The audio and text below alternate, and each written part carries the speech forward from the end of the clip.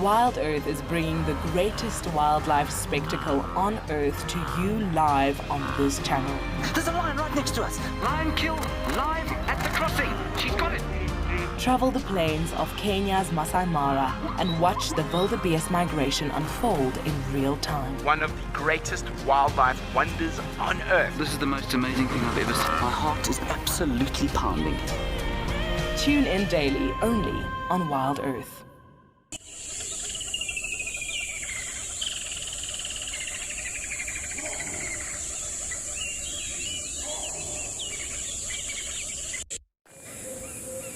This program features live coverage of an African safari and may include animal kills and carcasses.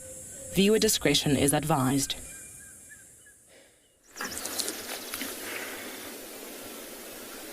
Good morning, everyone. Sharing a gorgeous sunrise with the spotted hyena restfully gazing across the savannah towards the rising sun. What a way to start the morning. Welcome to your safari live from the African bush.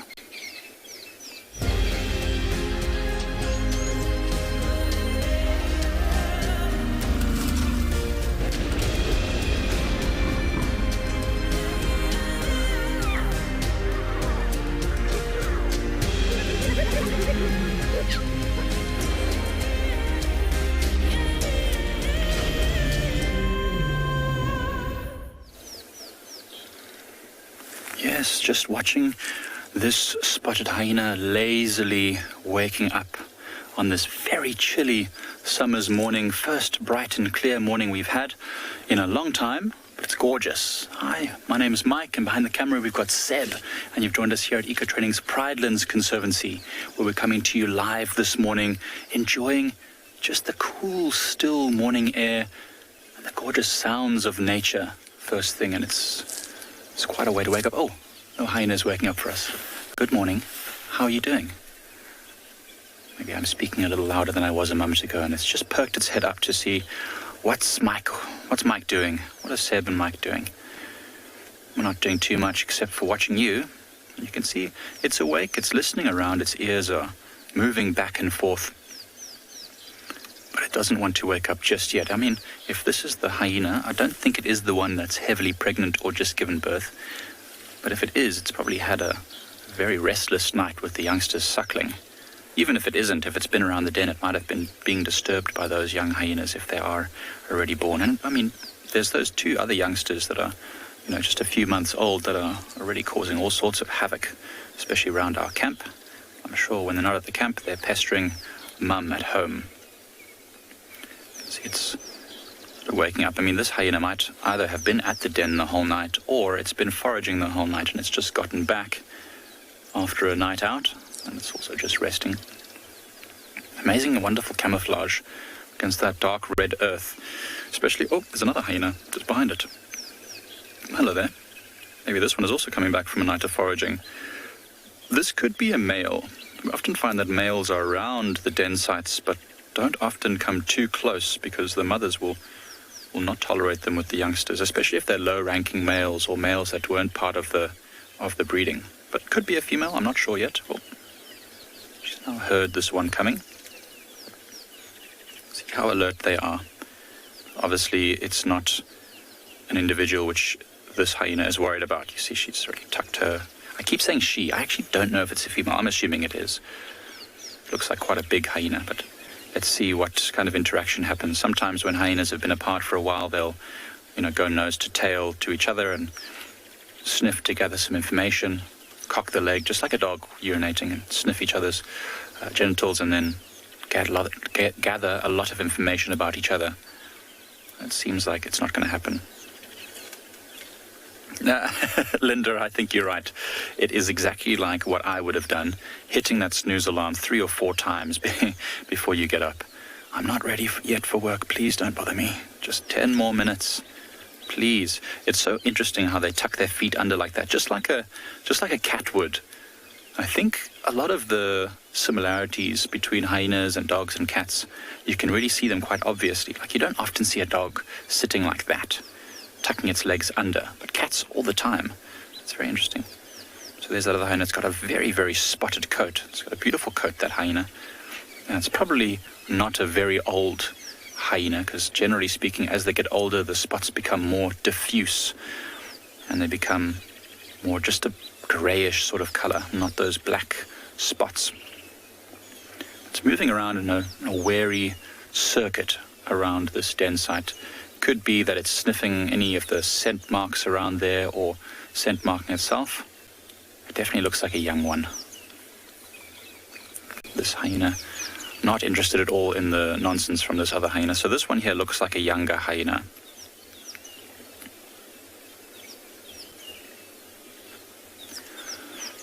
Hi, Simone. I think that there have been 12 individuals seen at a single den site.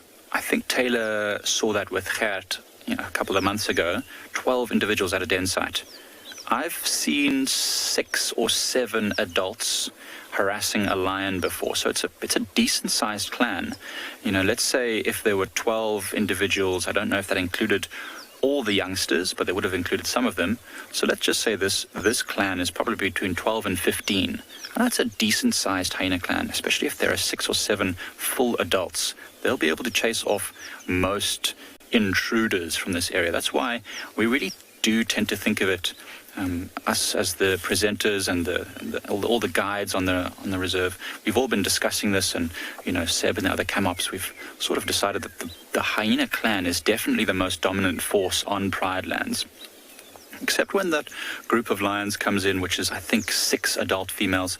When they come through, of course, they could cause some real distress for the hyenas, but they don't have the core of their territory here. They sort of come in for a few days, and they end up moving out of our boundaries. So this hyena clan has their core territory right here on Pride Land. So they are the dominant predator force here. So definitely interesting to watch. And now that there's a nice den that's out in the open, that seems to be in a good signal area and frequently attended by many individuals, it's a really good opportunity for us to start gathering information, taking photos, and building up some identity kits for this clan, which will be great with your help.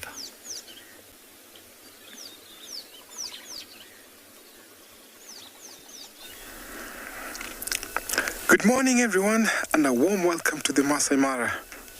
We have beautiful sunrise, and we have guests that are enjoying a balloon ride out there. My name is Tim, and behind camera we have Big James. Look at how beautiful this is today. We have about 17 degrees Celsius. It's not that hot. About 62 degrees Fahrenheit. We have lots of wildebeest around. And so at this time of the year, guests who come or visit the Masai Mara get to enjoy a very scenic view as they're flying over the Masai Mara on a balloon. Now, we have lots of wildebeest. They gathered here for the night, and it seems like they're walking to begin the day. You can see the bright sun reflecting onto their white beards, very, very colorful. Some of them are still resting, while then the others have decided to walk toward the swamp, while the second herd farther away is still not decided whether to go on or maybe to rest there.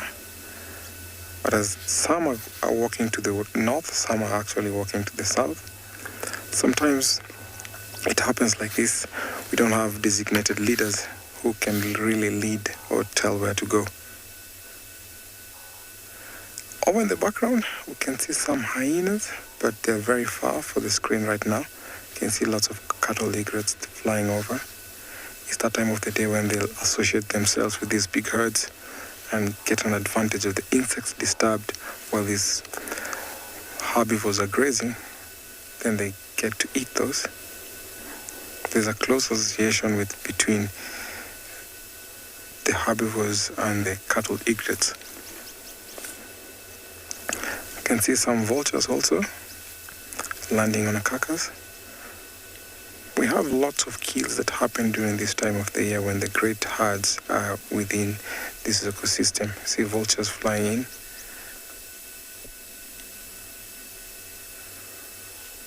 So they carry on grazing, walk a long distance for water, and then keep on walking from places to places for good grazing grounds where there's good pasture.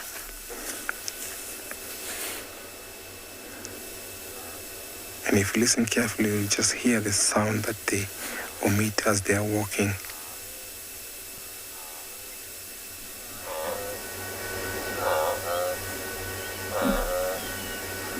Truly sounds of the wild.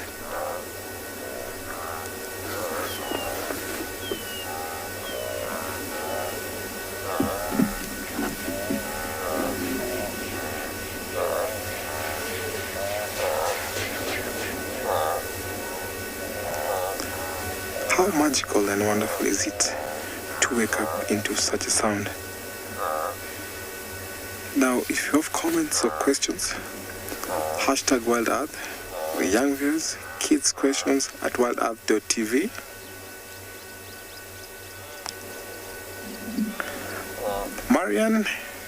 Marianne, indeed, beautiful, beautiful, beautiful. And on our YouTube comment section at FC. So keep your comments coming and your questions, and we'll answer them to you.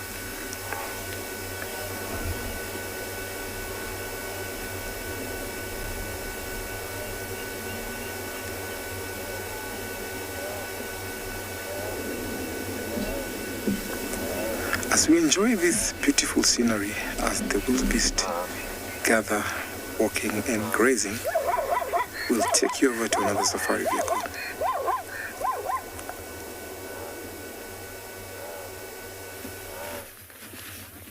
Good morning and welcome to the western edges of the Great Limpopo Transfrontier Park. Here we are sitting beneath the recently risen sun, and it is very pleasant.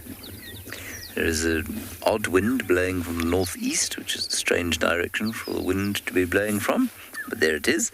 And you'll notice that underneath the risen sun with us is in fact a giraffe bull, and he's got two ladies with him. Yes. Good day. Now you'll see that my name is James Hendry. And on camera today we have got Mpo. I like the elegant way with which Mpo's thumb emerges to the front of the lens. Let's go to this giraffe's lady friends, say hello to them. There they are.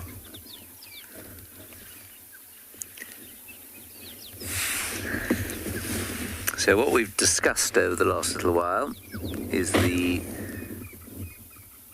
habit of pale giraffe bulls to live on their own, and darker ones, at least pale ones to live in groups and darker ones to live on their own. And I thought maybe we'd found first evidence today of this not being the case, but no, this dark giraffe is hanging with the ladies, not with other bulls. So our evaluation of the experiment continues to be borne out.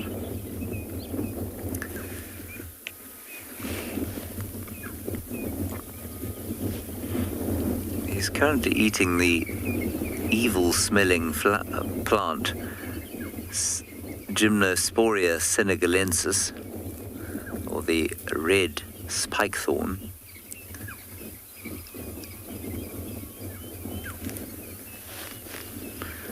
Oh, I don't think he's eating the flowers. I think he's probably eating the leaves.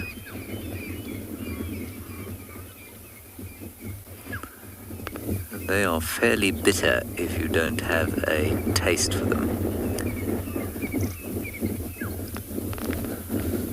We watched a lovely sunrise today. First sunrise we've had in about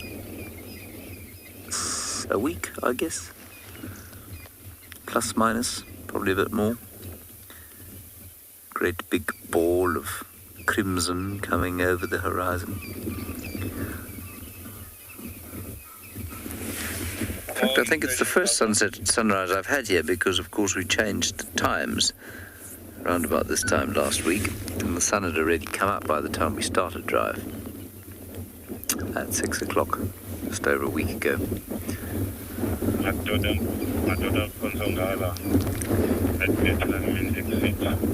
Very close to Hopeless Road. That's hunting. Please remember, you must talk to us using the hashtag WildEarth on Twitter. You can send us your comments, questions, insults, jokes. If you're a youngster, you of course may use the email address kidsquestions@wildearth.tv. I can see another 2 giraffes as I cast my binoculars off towards the east. They're all over the place at the moment, which is very nice. Please excuse the game drive radio. It's just getting busy because people are starting to move.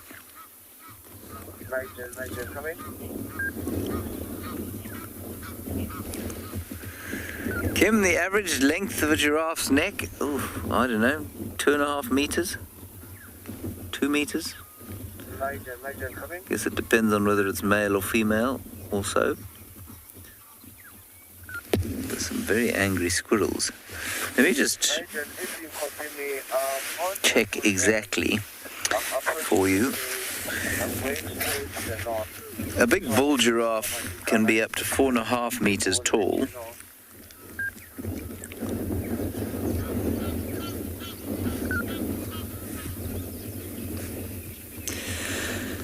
And I guess its neck length, I mean, I'm not sure if they'll let me know.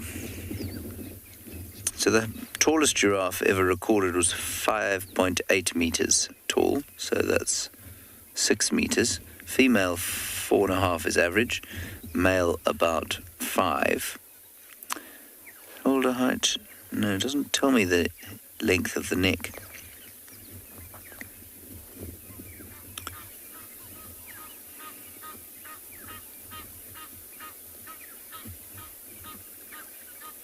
I'm afraid.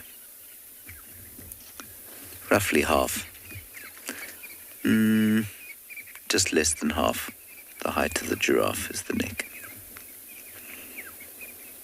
Good. Well, that was fascinating. Now we'll go down towards the waterhole and see what those squirrels are shouting at. Probably just the Wahlberg's eagle, but if we're lucky, it will be a leopard. Dun, dun, dun.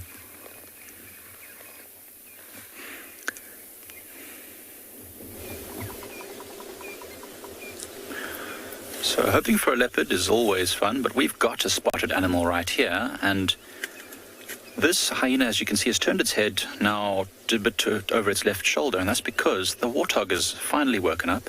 The big male warthog is at the top of this mound here. You can't see him. He's right there on the bottom left of the screen behind the bushes. And he's actually at the hole where the female warthog went in, where Linda went. So we are wondering if he's just knocking quietly, saying, it's time to wake up, let's go. It's very...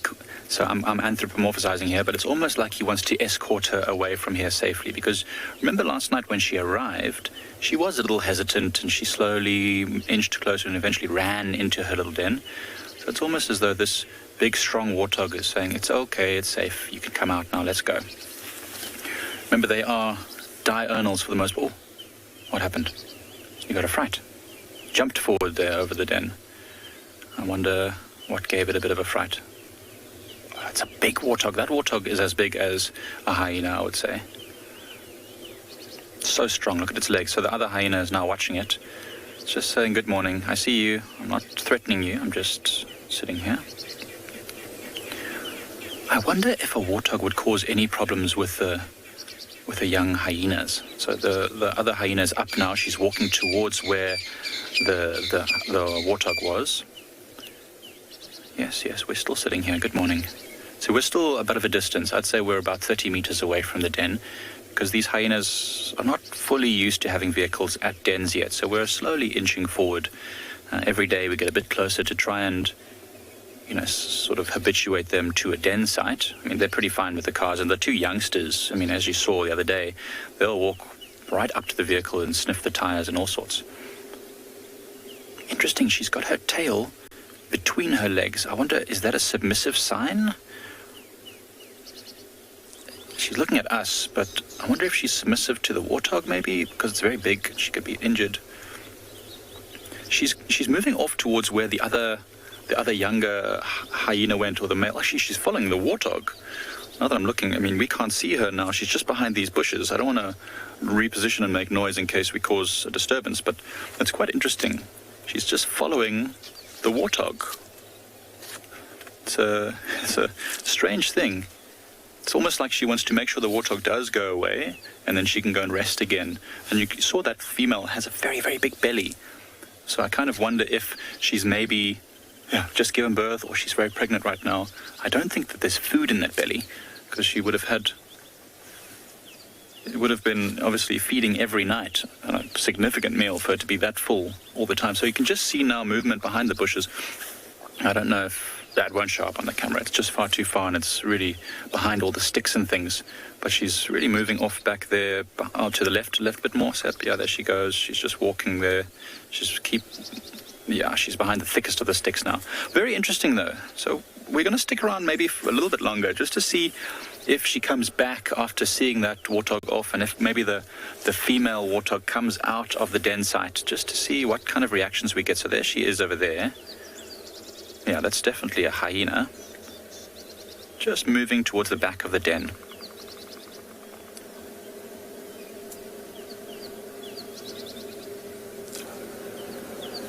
Deanna, that is a question I've never been posed before. Difference between groundhogs, hedgehogs, and warthogs? That's a good question. So warthogs are in the pig family. So they're hogs because they're part of the pigs. Groundhogs, I think, are a little bit like squirrels. They sort of...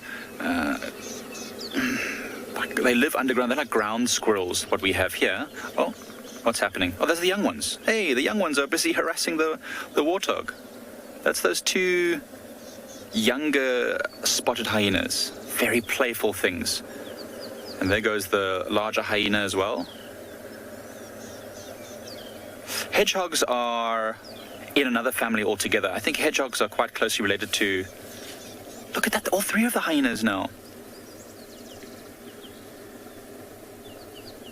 Are those the young ones? I don't know that they are. No, that's the female with the short tail. There's definitely some young ones there, but there's two adult females and probably the two youngsters as well here. That's so awesome. They're moving off far to the left there now, Seb. So Deanna, they're all very different. I think the groundhog is probably more of a rodent family. Hedgehogs, I think they would be sort of in a mongoose kind of family, like a Viveridae, maybe. I'm not 100% sure.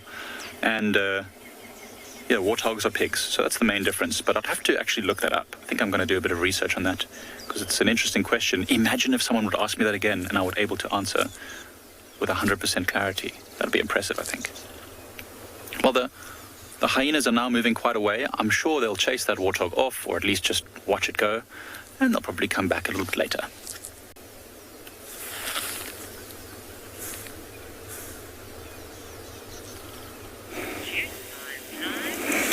Jumbo, everyone. A very good morning and welcome to the side of the Mara.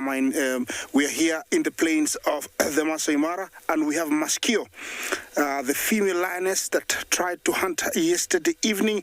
She's still very desperate. It looks like she didn't get anything. We have decided to call her Maskio because her one ear is, down than the other one, and looks like she came back and really begged for one of her sisters to come with her, because maybe it's been very difficult for her alone to get something. A very good morning, everyone. My name is Isaac, and on camera I have Bungay.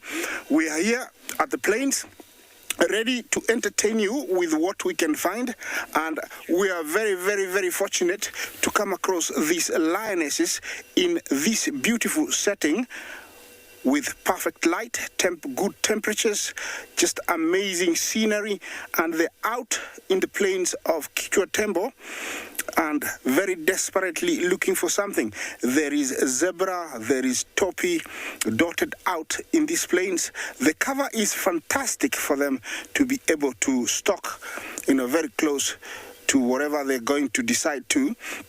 And so this is going to be my mission for the next maybe 1 hour, 2 hours, whatever it takes, because Maskio looks desperate. Like I said yesterday, she means business, and you can see she is even trying to catch up. I think she knows that the sun is going to get hot, and she doesn't want to be caught out here in the midday sun. Remember to talk to us on #WildEarth, or you can send in your questions at FC. Questions and comments are very, very welcome throughout this morning drive. Lions, as you say, or as everybody says, they are lazy. They are not. I think yesterday evening and this morning is a proof, and you can prove that they are not lazy. They really, really work hard when it comes to really trying to get something. You know, Maskio has walked a very long way from where I left her last night to come back and fetch her sister. And as you can see, she's still trotting. She's a very long way away from where I am, and I'm hoping that she's going to get something.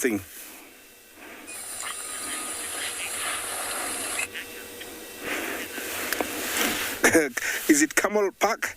You say this time the lioness has brought backup? Yes, and it needs backup. I think two are better than one, and I'm sure the girl behind is looking at the strategy that Maskio is taking, and she's going to either adapt and adjust to what she thinks is best, and this is perfect. I think once she spots something, Maskio, and starts stalking, the other girl will ambush it from maybe further up, increases their chances of getting something. Look at that. She's quite a long way. I don't know what is there. I don't know what she sees, but she's a very long way now. And heading out there, running, trying to beat time. And, you know, you don't want to be in front of her right now because she means business.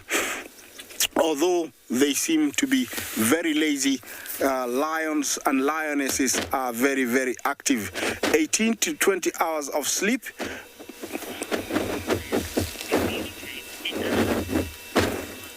Ron Jumbo, a very good morning. You ask, you know, how do lions communicate during a hunt? Yes, body language. Every now and then, when they're stalking, one will go down, raise its head and look sideways. Then the other one will look, and, you know, that is the communication. The other one will turn around and either ambush from top right or flank it to the right. Usually it is body language. They do communicate body language. They never make any noises because any noises will attract attention. I think, allow me to drive on and try and catch up with them because they are very long way. We are using our powerful camera to try and zoom in so we can show you, but it's very close to a track that I know it's on that side. But continue talking to us. It's a really a nice setting. I'm hoping that, you know, she can get something, and while I try and get close to her, another safari vehicle awaits you with something else.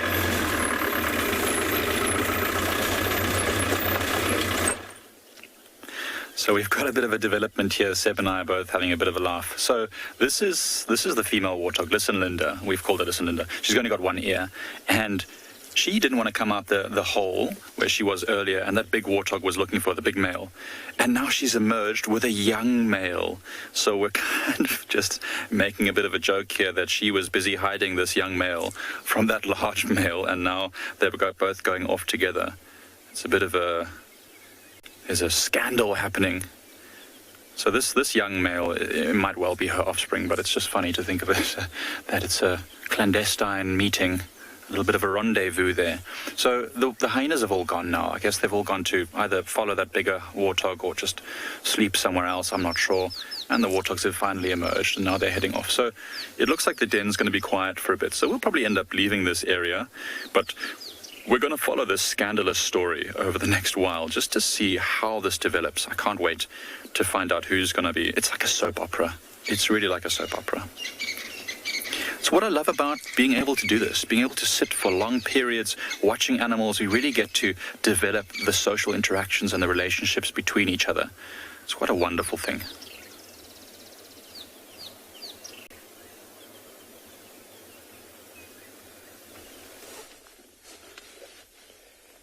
Good morning and welcome to Tswalu.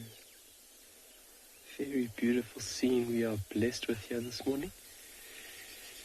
Myself and Glenn have decided to come back to this mother with these 3 brand new additions just to do an update and see how they're doing. Good morning, my name is Carl and behind camera is Glenn. Welcome to Tswalu. And we thought, what a great way to start the morning by coming to do a little update on these beautiful new cubs.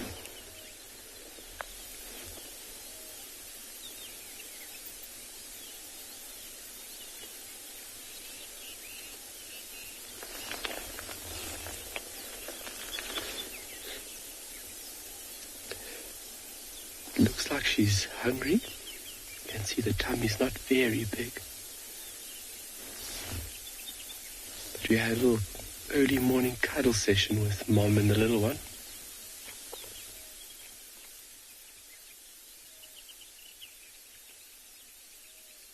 So all 3 cubs still here and still looking great.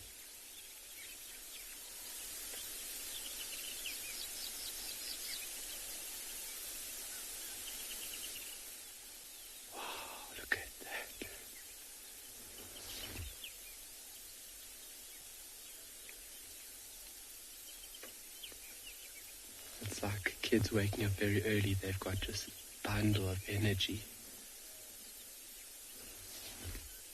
Good morning.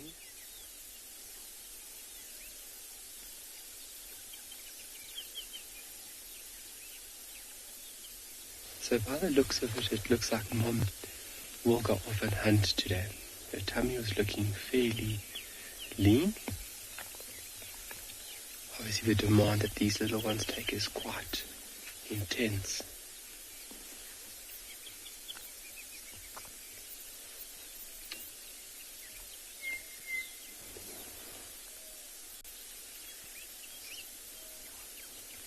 Wow.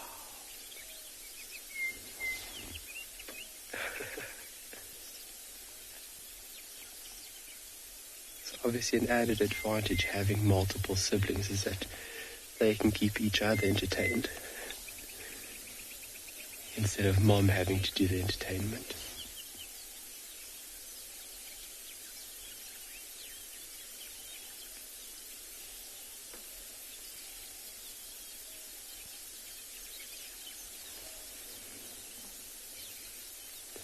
I really hope you folks can hear all the birds calling around us. Just a cascade of different noises.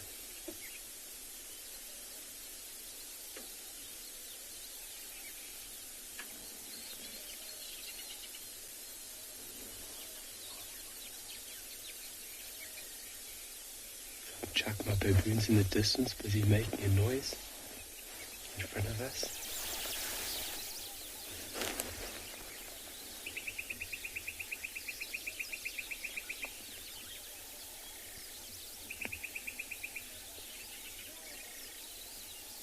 So our plan of action for this morning was to come and do an update on these little guys, just to see how they're doing.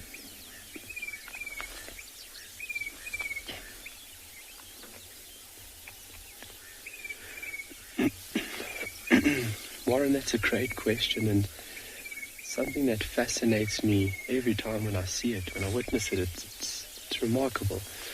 They just know when Mom... Body language is a very important way in which animals communicate.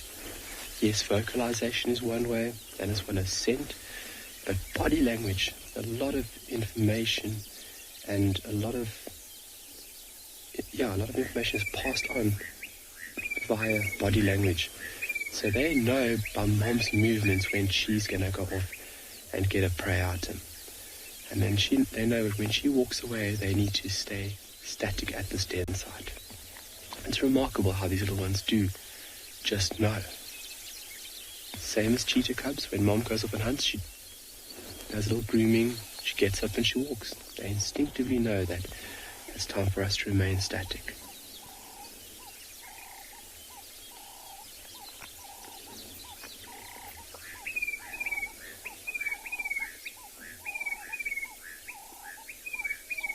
Beautiful call. Bok makiri was calling there behind us.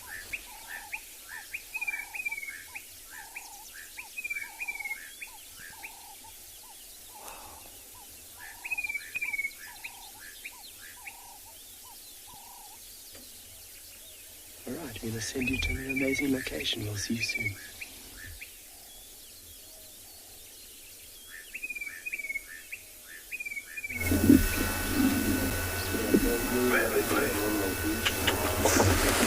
So this is a very interesting morning here. We have lioness that is closing the gap, and you can see some wildebeest who are unaware of her presence. So this lioness is from the Ololo pride, and I'm sure she has to wait for a good time so that she can actually isolate one and get up to it. Sometimes even if they're this close, they miss out.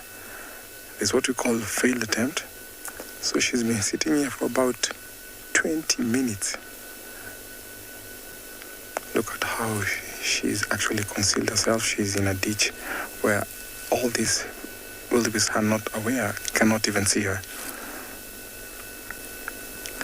She's thinking of how to get closer. Some of the wildebeest are actually walking slowly towards this lioness. The some that are on the road, look at her, she is looking at them.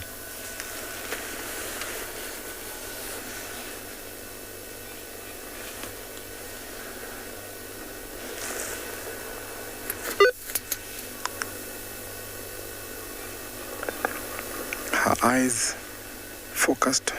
She wants maybe to isolate one, and sometimes they look up to the young ones, old, sickly, and maybe one that is too close, and then run after.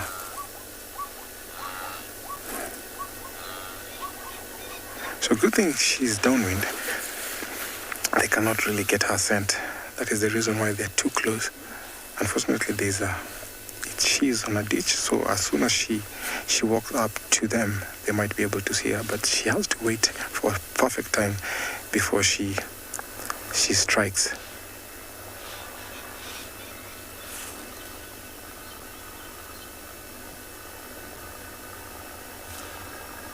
I'm sure she just picked one that is on the road because she's tearing on the road.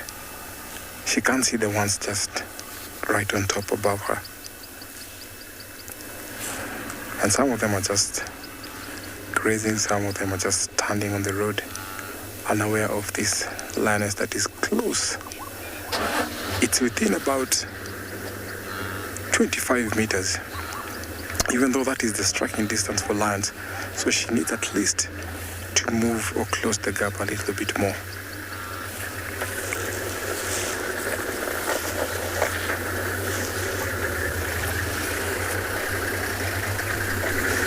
So this lioness will be waiting here for a little while, and I'm sure she has to wait for perfect time before she gets close to this wildebeest. Sometimes it might be this close, and then something happens, something spooks them, they are out of here, and she has to wait for a little longer. But I hope she gets something to eat, because she's been trying to hunt for about 3-4 days without success. And I'm hoping she will be lucky.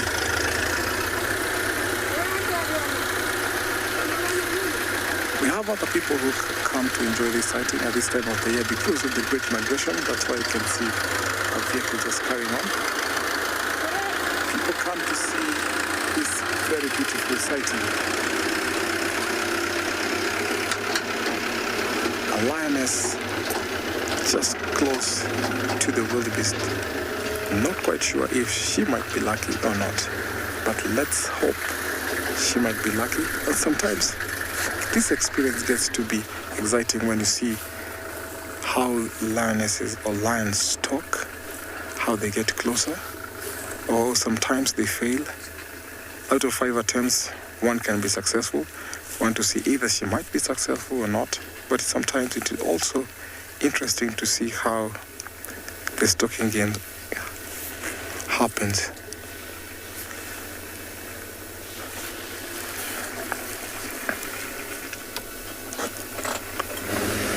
We had a herd of elephants here.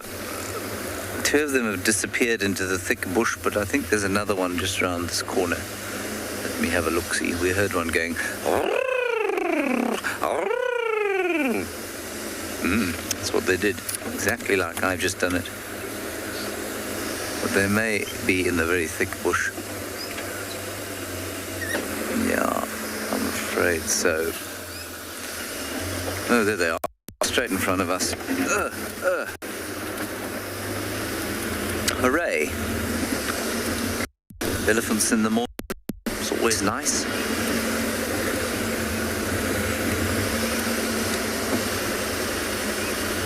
And a baby. I'll just stop over here. There we are.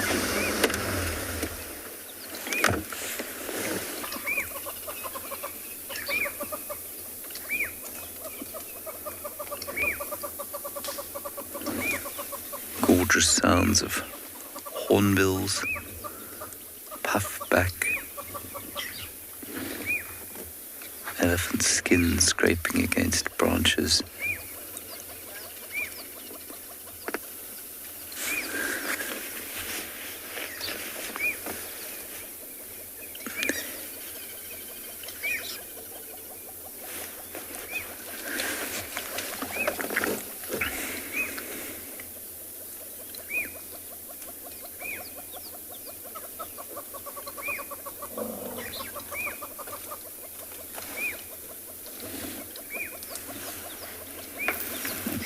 Chatting to each other.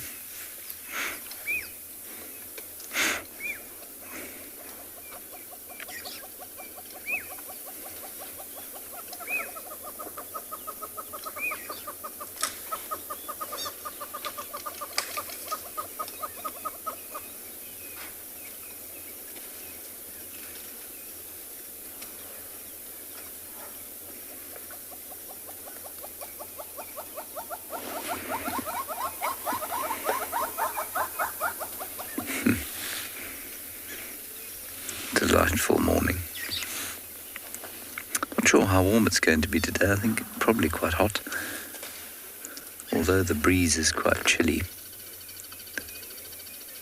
And there are hyenas calling far to the northeast. We'll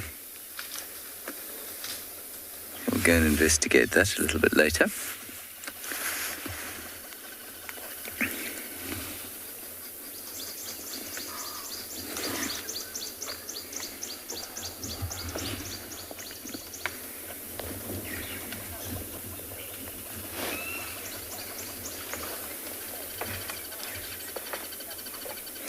Indeed, stuck in bed, their tusks do grow slowly all their lives.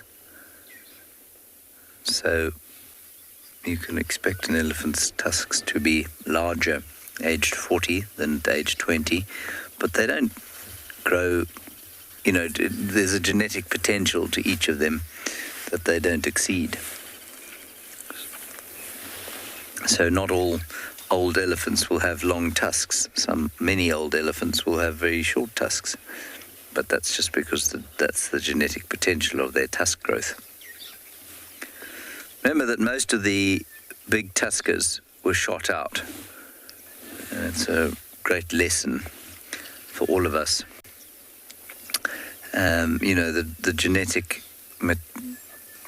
legacy of big tusks was shot out of this area in the late 19th century, throughout the 19th century, by Western hunters who came in to sell ivory.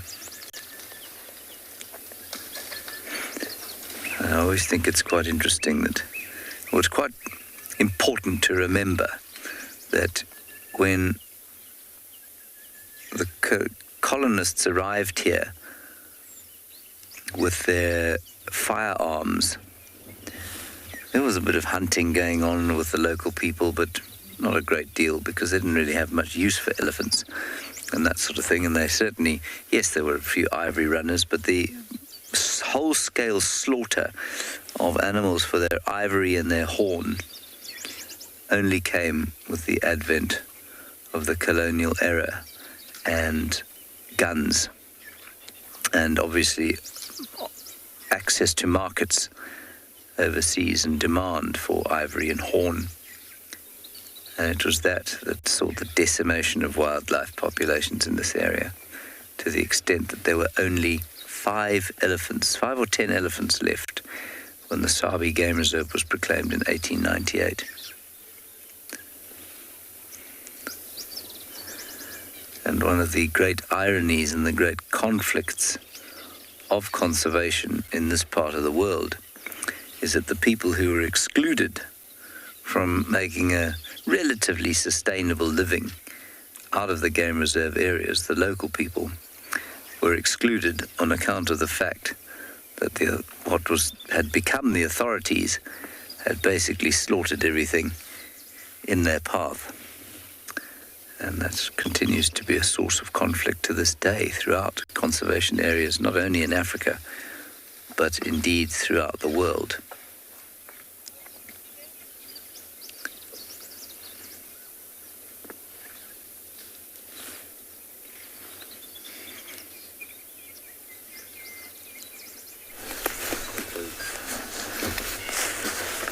So this lion has already failed an attempt. Little did you know there was another lioness here. Look at how the other lioness is yawning. So all these wildebeests have already been spooked. They've already seen her. So it's hard for them to make any attempt. Like I told you before, once an attempt is failed, they just walk away and leave the sighting. So this other lioness had timed it well. So the other lioness that is walking towards us had already positioned herself, but she was too late. Animals have what we call comfort zones. So once they see a predator, they'll come to investigate and walk with them until they lose them, until they make sure that these predators are out of their comfort zones or out of their sight. And as soon as predator has seen prey, or the vice versa, the predators abandon the hunt. Hear them snorting. So these two lionesses are from the Olololo pride.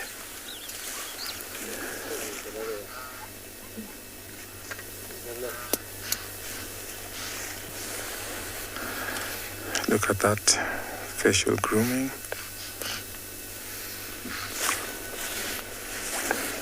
Oh, there's another one that just came in. So there were 3. Unfortunately for them, they've missed out on breakfast, so they'll have to go to another site, another area to look for more.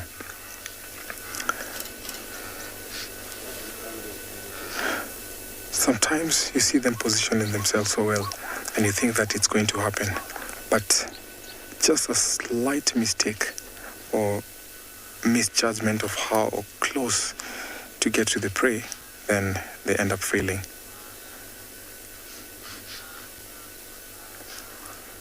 With the experience, sometimes they have to use their skills to overpower prey. Sometimes you see them going direct to the lately young ones.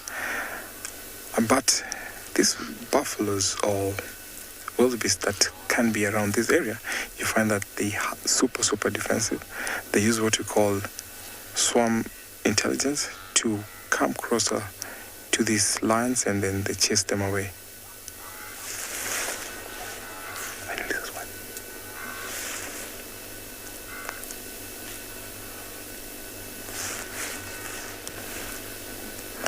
So she's hiding right now, and I'm sure I'll take you over to another safari vehicle. Failed hunt to another hunt in progress. These girls are out in the sea of grass, and they were trying to approach a small dazzle of zebra, only 3, and Mosquito was very close, and then one of the zebras just stood up and she just ducked down, and she has been down since around 5 minutes, hoping that the zebras will forget and continue grazing. The zebras are somewhere here. I don't know if they've moved on. Let's have a look. It's quite a long way. There they are. It's only 3 zebras, and looks like they're very alerted now, and there's nothing else they can do. I think they want to move on. These were the 3 zebras Mosquito and her sister were trying to approach. So I think it's another failed attempt, and I think they will have to start all over again. The good thing is none of the zebra has really seen them. I think they just thought they saw them, because usually when they see them, they focus and then they start snouting, alarming and telling everybody that there is danger around. Usually it is a very loud snout, and it travels quite a distance, up to around 500 meters. So everybody who's around learns that there is danger. But these 3 zebra just thought they have seen something, and the best thing to do is to get out of this area. Let's see if those girls are up and starting all over again. They're somewhere there. We have to zoom in. It's quite a long way, and we are trying to keep this distance to allow them to do their natural, in a natural way. I don't know if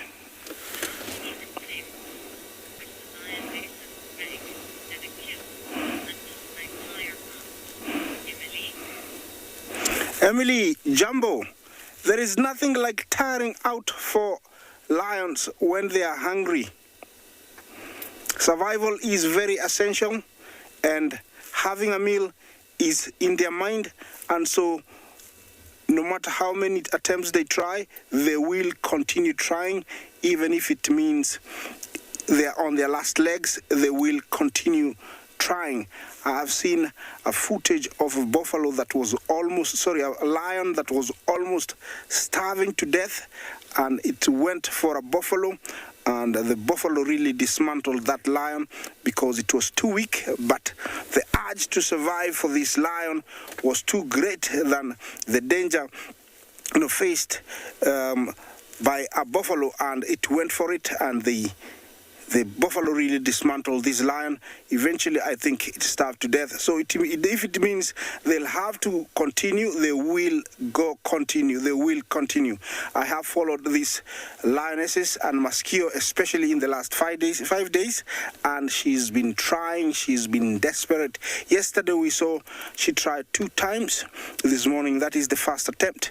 Looks like she's brought back up this morning, and I'm hoping that by the end of show she will be able to make it. Sometimes when big things become too difficult to catch, they will go for smaller antelopes and even warthogs. That is her sister, who fed a little bit. We saw that yesterday. Looks like the 2 sisters who were really, really bloated from eating too much flesh are not here, but this is a sister who was slightly lighter, and she's following the tracks of Mosquito to try and locate her so that they can continue finding something. I'm sure sooner or later she will reveal where Mosquito is, and I'm hoping it's within that area there. It's there, that's where we lost her. Yeah, there she is. There she is. She's coming back, and that's why the sister relaxed. Usually, after a failed hunt like this, they will rub heads. It's like to say, don't you worry, my sister. The day is not over. There's still more we can go for. And life starts all over again. That's what they're going to do. We might not see that, but usually they plonk on each other, they rub heads, and then they wake up and start going all over again. Look, what is happening here? Looks like I don't think they discussed a very good discussion here, because one is heading in the wrong direction. Okay, I'm staying here. I'm hoping that they're going to spot something that they can start stocking soon. And, while I stay here, Another safari vehicle awaits to entertain you.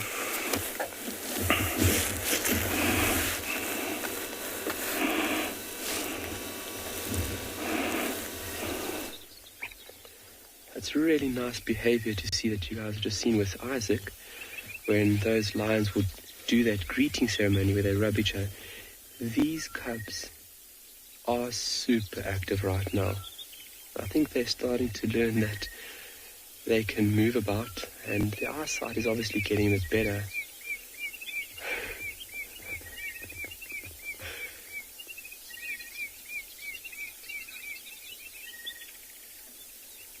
They're doing a bit of vocalizing as well, so they're starting to find their voices. But they are just a bundle of fun right now.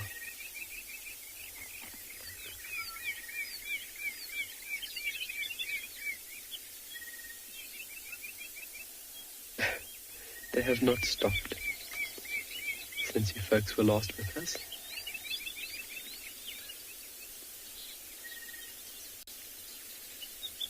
And now each day their eyesight will be getting better and better. Myself and Ken found out now that when we stopped here that they were fixated on us. So when lion cubs are born, obviously they're born blind, and their eyes will start opening anywhere between 3 and 15 days. And now with the days going on, their eyesight is getting better and better, and you can see that their skills and their curiosity is definitely getting the better of them.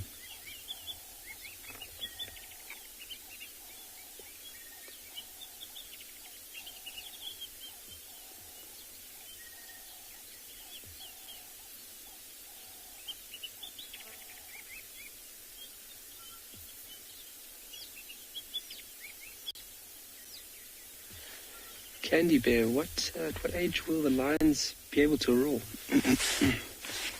Candy Bear, so roaring is a very important vocalization, and something that the whole pride can sometimes be involved in. These cubs will start roaring anywhere at about 1.5 years, 2 years with the pride. That obviously won't be as impressive as the adults. It's something that, as with age continues, that roar becomes more and more prominent. Males tend to have a deeper and longer roar than females, and it's an activity that the whole pride can get involved in, having multiple members roaring at different intervals all together. It's quite an amazing sound to behold. But yeah, definitely a very important vocalization for males to establish themselves within an area and to let everybody know that they are occupying the area at the moment. But at the moment there'll be small, cat-like meows. Obviously when they're playing like this, a bit of vocalization. If one gets bitten or one gets a bit frustrated, they'd give a small meow type sound. I hope that was good enough. Oh.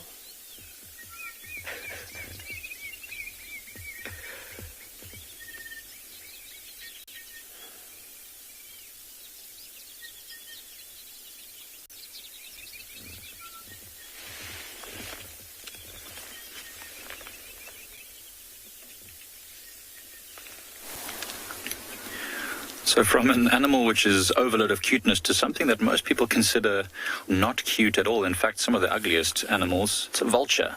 I believe this is a white-backed vulture, and although maybe not as pretty as a lion cub, it's definitely very, very important in the grand scheme of things. Now, the reason we've stopped for this vulture is because there were 2 or 3 others in the area close by, but they seem to have flown off now. I suspect that maybe they were just roosting for the night in this big dead tree here, nice and open, easy for them to land and take off. But I also wondered if maybe, this is an area I haven't driven in a little while, I wondered if maybe the vultures had seen something interesting in the area. So we just stopped to listen, but it's been rather quiet so far. As we drive on, we'll keep an eye out to any more indications that there could be a carcass around. because as I mentioned before, they're quite important, especially at this time of year now. As it's warming up, diseases and parasites and all sorts of pests can start to flourish.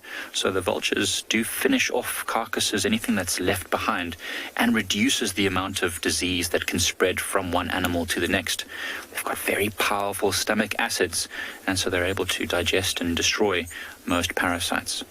Although there's some research to suggest that they might also help the spread of certain negative parasites and diseases, like anthrax, for example. There's some research to suggest that anthrax can be spread by vultures in their droppings and on their feathers from one waterhole to the next, although I'm not sure how that research has concluded. I know it was undergoing in the northern part of Kruger a couple of years ago when I was up there. Perhaps it takes a bit longer. But right now it's getting nice and warm. As you can see, the sun is fully hitting the side of that vulture, and it will turn its belly towards the sun and often puff out its chest and its feathers in order to get the maximum amount of sunlight onto its skin in order to warm up. Notice it's looking away from the sun. They've got very, very sensitive vision, vultures and most of the eagles. And although most of them have a way to defend their eyes from the harsh rays of the sun, it's certainly not very comfortable for them to look into it. And the sun would be right at eye level to that vulture if it looked over to the left or to its left. So it's probably just looking away from the sun for a moment to try and keep its eyes nice and comfortable. But yes, I wonder, as it warms up and the sun starts to illuminate the ground, it will start to look for thermals to fly higher.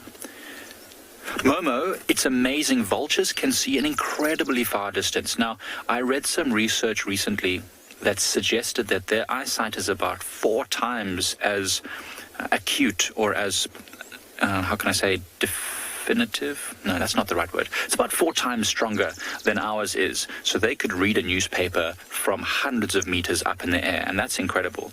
Now, they also suggest that birds can see in many different ultraviolet spectrums, so they're able to see all sorts of things that we perhaps couldn't see. Now, I don't know exactly how far they can see, but I do know that often we'll see a vulture in the sky and all of a sudden, or so rather on a tree, and all of a sudden they'll take off and fly in the far distance at something, and then someone else on the other side of a reserve or a national park will suggest that there's a carcass. So they could almost certainly see other vultures that were nothing but specks of dust to our eyes, and they could already see quite clearly that there's something going on there and start flying over towards it. So it's really, really impressive. And they can cover huge distances. I mean, the Cape vultures that are nesting along the mountain ranges that are some 50, 60 kilometers to our west will take off from those mountains, fly all the way across to the Lowveld and circle around the whole day and then fly all the way back to the mountains in the evening. So they're flying hundreds of kilometers every day in the search for food. And they also say that maybe vultures can see, although I don't know how, in some sort of thermal detection, because they seem to know exactly where to find those thermal air currents. Now, I don't know if it's just that they're flying along and all of a sudden they feel the hot air rising and they circle and others are attracted to that, or whether it is that they're actually physically seeing a place where there might be some hot air. I don't know. It's very interesting. But Momo, definitely 4 times as accurate and as acute their vision is than ours. So that's pretty amazing. So this vulture is now looking down at a vehicle that's going past us. Hi there. Good morning. How are you?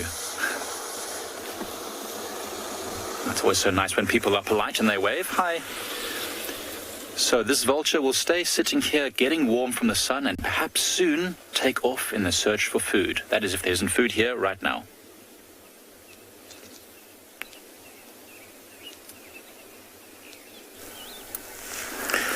Vultures can see for a long distance away, and sometimes when you see them feeding, it's a good interaction. Now, a lioness who failed or who scooped the wildebeest is out and about walking, trying to find something else. The plains are now being deserted because lots of wildebeest have escaped from this area. Sometimes when they're walking like this, they walk to the bushes to flush out some animals that are like spending the time of the day hiding in those bushes. Sometimes you find reedbucks. Reedbucks here are nocturnal, and you only find them resting during the day. So the other two sisters have been left behind. I'm sure they'll join her soon. It's only that she's so hungry. Looks like she's so determined to go after prey. You can see how she's looking at the zebras and wildebeest, walking at a very fast pace. Maybe she wants to get closer to the prey. Who knows how many times they failed out to hunt. Maybe they have to try the entire day or miss out. The longest they can take is about 4 to 5 days. Sometimes even a week without eating.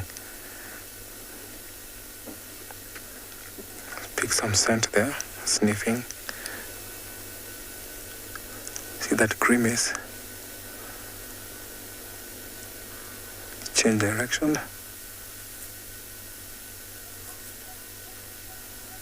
Watching over to see how she will approach the wildebeest.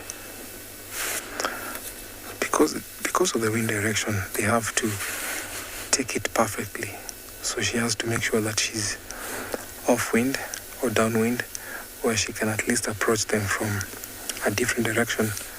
Because as soon as they pick her scent, they'll all flee.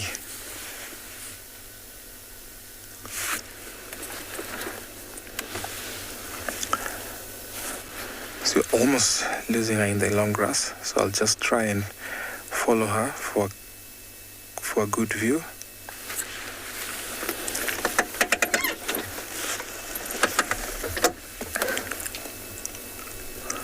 Look at how she's blending in the long grass. And sometimes that is what pays a very good price when they're stalking, because most of the animals cannot see, especially when they're downwind. Like, for example, when we were watching the other lioness close to the zebras and the wildebeest, we didn't realize that she was around there. She was already crouched in the tall grass, waiting for an ambush. But then I think she might have had a wrong timing, and that's why she failed.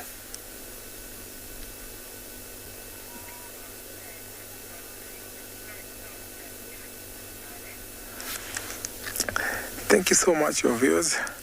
We indeed doing this because of you. We'd like to entertain you and follow the animals and bring you a live safari right in your living rooms.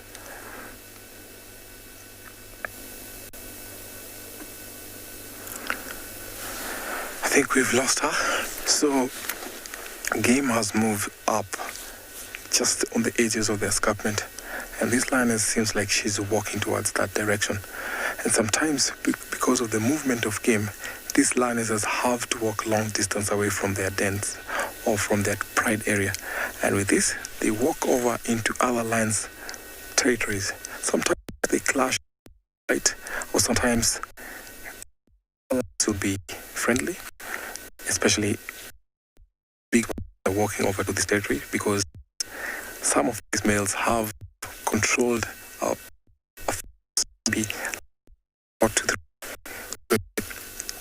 can see water there waiting patiently. So they watch over the land of other predators, hyenas,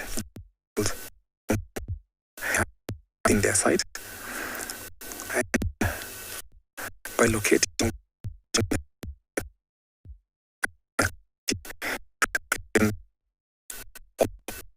times they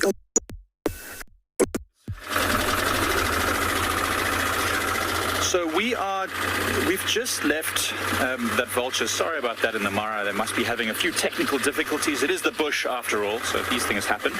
We're just moving a branch off the road there and still investigating this area where the vultures are sort of sitting. There's a bit of a rocky outcrop just to our right here, and as you can see, there's a few vultures just sitting up in these dead trees. So we're kind of wondering if there's something here. So that's at least 4 vultures here in this area. There's 2 more up there. Now, 4 vultures could indicate something, but it could also just be the fact that there's lots of nice big dead trees around here that they're sitting on. So we haven't seen a track or a sign just yet but we are on the lookout. We are on the hunt. It's actually a really cool.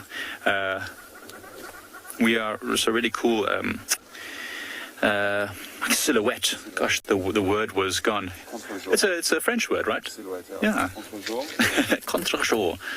So there's a couple of other birds up there. There's also a grey go-away bird just in the same tree a bit to the left there. It's also a nice silhouette. Look at that. Much smaller than a vulture, but I think much more handsome. It's got its crest up. So a vulture is not a bird that they need to be worried about, but it's still very large, and it does have a strong curved beak, so it could be quite painful. And vultures have been known, especially these white-backed vultures, they've been known to catch live prey from time to time. Things like impala lambs or maybe young antelope of some sort. But it's not common, especially in an area like this where there are plenty of predators around. But anyway, we haven't heard or seen anything, so let's keep ourselves moving and see what else might be around this area. We had seen a group of elephants a little earlier, which is actually what we're trying to head to. It's always good to investigate when you see tracks and signs anywhere around. There's also plenty of old buffalo dung around here. Nothing too fresh, but you never know what you might see. Pixie Pan female and her 2 cubs, still got both the cubs still alive. They were seen briefly yesterday. We didn't get to see them, unfortunately, but they were headed in the direction of these rocky outcrops just to our right. So perhaps they made their way towards them, hunting around there during the evening. And then in the early part of the morning now, it's still quite cool. They're probably sitting up on a rocky area or an open space, just looking down on the savannas, checking to see if there's anything that they can catch or feed on in the last minute. Apparently she was looking real hungry, the Pixie Pan female. So if she was looking real hungry, and we know she's a great mother and a great hunter, hopefully she's gotten lucky last night.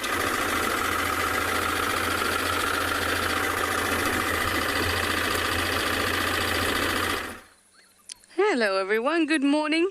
It's such a beautiful day. It's a little chilly, but the sun is just gorgeous. And we're here at Simbambili Dam. I've been driving around looking for Hukumuri. It's me, Trishal, and I've got BK on camera this morning in the Sabi Sands. Like I said, I'm on Simbambili, although I'll go back to Juma if we are not fruitful. So, Hukumuri apparently is not on Simbambili, but has moved towards EP, Elephant Plains. And I also wanted an update on Shidulu. We went through a point where, oh, hello, waterbuck. Bye-bye, waterbuck. Hello again. Look at the light. Look at the light. It's stunning. It's a beautiful, beautiful, beautiful morning.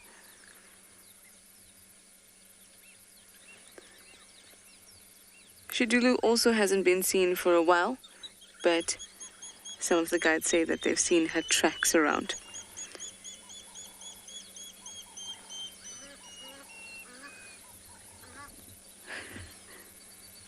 That is beautiful.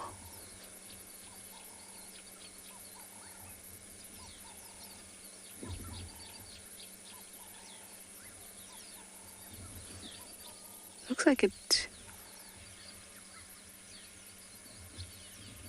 might have seen something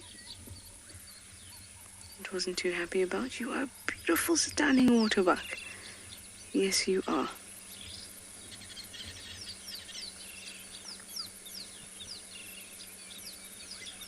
It looks so magical with the light in the leaves. You can hear the water thickly. You can hear the red-billed buffalo weavers.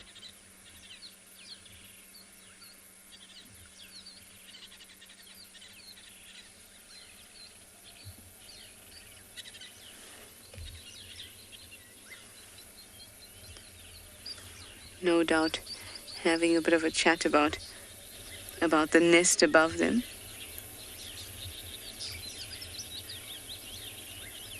They'll have a nest that's very large with multiple chambers, kind of like an apartment block.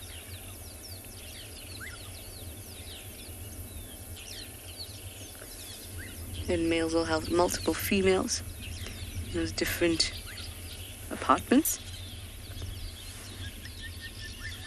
but other males can also occupy different parts of the nest with their females.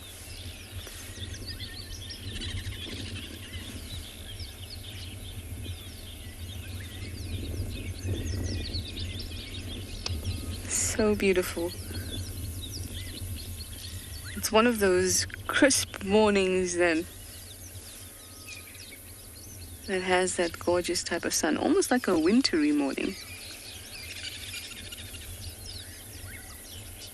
Lots and lots of green grass all over the place.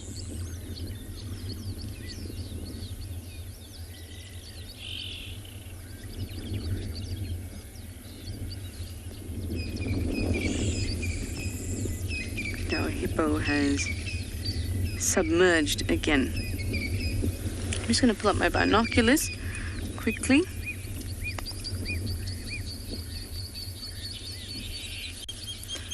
Our weavers.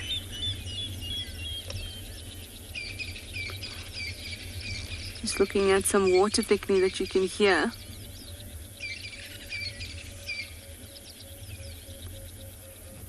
I was hoping they were sitting on something, but they're not. You can hear the blackback puffback.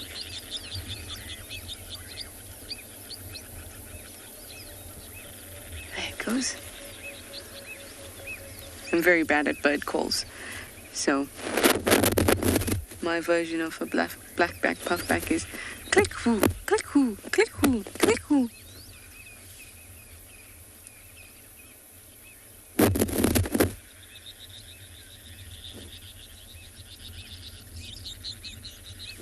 Look at them go.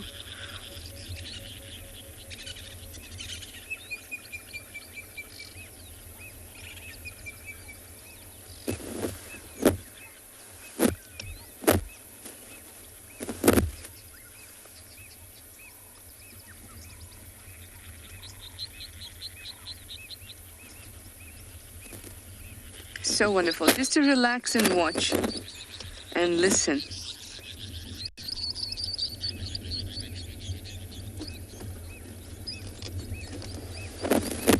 Miley, you want to know what my favorite bird is? Oh, Miley, it's so difficult for me to choose favorites. So difficult.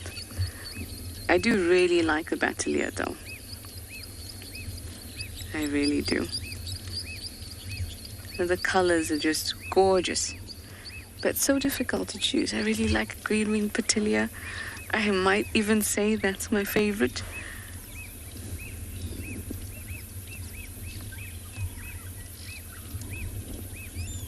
But I can't do that. I can't. They're all so beautiful. They all play such a special role. Some eating seeds, some eating insects, some drinking nectar, some looking for crustaceans and other things in the water. They're all so important. They're all a little piece to a beautiful puzzle that are birds. In fact, the whole environment. Okay, well, we're going to move on, see what else we can find on Simbambili.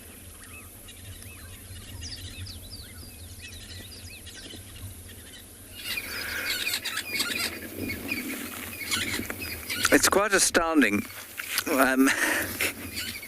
A yawn arrived as we went live. I was hoping to put it off, but I had to, I'm afraid, get it out. I'm just confessing to you. Here I am standing on the recently fallen torchwood tree here at Biffle's Hook Waterhole, and I'm investigating the nest of a red-billed buffalo weaver. And this particular nest is being rebuilt all the time. Red-billed buffalo weavers never stop building their nests, and in fact there's a tower that holds an antenna just near our camp that has been absolutely taken over. There must be 400 or 500 kilograms of stick up on the antenna, and here this little chap's brought some more back. It's a couple only. There are only 2 of them as far as I can tell in this particular nest. Here they come. They're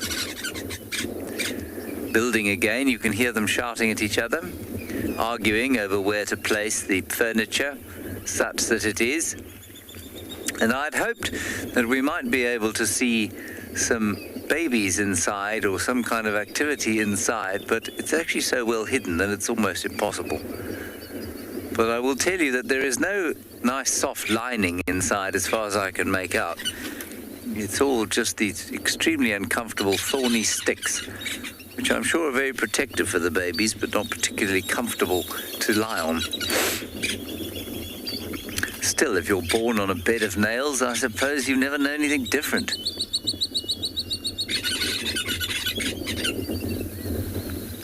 Great deal of sound around here. Right. We were hoping to find some evidence of the hyenas that were shouting when we were with the elephants earlier, but I'm afraid I have heard no further sign and not seen any hyenas either. I hope I don't fall off here and do myself an injury, which would be embarrassing. Here come some people. They are all dressed in various kinds of khaki clothing and winter gear. Anyway, so that's the red-billed buffalo weavers.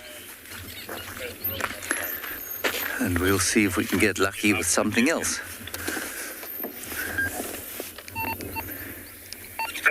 Copy, thanks. Game drive radio is going crazy, which is unusual because nobody's actually found anything. So I think I'll head off further towards the east and see if we can find those hyenas.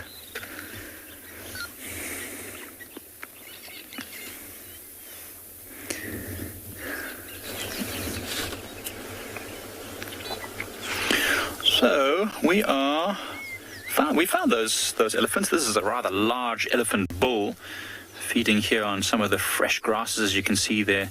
Plucking up some grass from the ground, shaking it to get the wet soil off of that grass.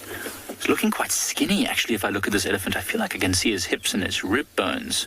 That's quite odd, although I suppose it is very, very early in the summer and there's not a lot of green stuff just yet. So maybe such a large elephant bull was struggling a little bit to find all the nutrition that it needs. However, now there's plenty of fresh green grass starting to grow, so I'm sure he'll come right. Maybe it's just the angle of the sun at the moment that's making him look skinnier than he is. This elephant bull has an impressive set of tusks. It's quite long. The right tusk is longer and thinner than the left, so it's probably a left-tusked or left-handed elephant, using that left tusk much more frequently. Oh, climbing over that log, it's a bit of a mission. So probably using the left side much more frequently, and there it's busy pulling out, plucking up what looks like maybe a raisin bush or something to get at probably the roots or maybe even some of the grass shoots that are growing at the base of that. Let's see what it does. It's actually quite amazing. If it pulls this thing out of the ground, that takes a lot of energy for someone like us, like human being. I mean, we'd have to shovel and dig and do all sorts of stuff. But this elephant just pushes it back and forth, left and right, and then we might use its trunk to just lift it out of the ground. Although it seems to have been satisfied with that movement that it just did there. Maybe it's exposed some of the roots and it's busy plucking them up. Or as I said, it could just be some grass shoots that it's trying to get at. What's nice is the color of the elephants right now. Because the rain has just fallen and there's a lot of wet and red earth everywhere, you see this elephant is turning a red color. Now I wonder if this is also, there you can see the spine of the elephant and the hips rather exposed, so I do think that he's looking quite skinny. Not in a terrible condition, but definitely hungry, ready for the summer when things are going to get easier for him. You can see those ears also gently flapping. It's getting warmer now. That cold front past us, we're starting to get warm again, temperatures rising, so you'll see the elephants flapping their ears a lot more and hopefully also going for swimming a lot more now that it's getting hotter.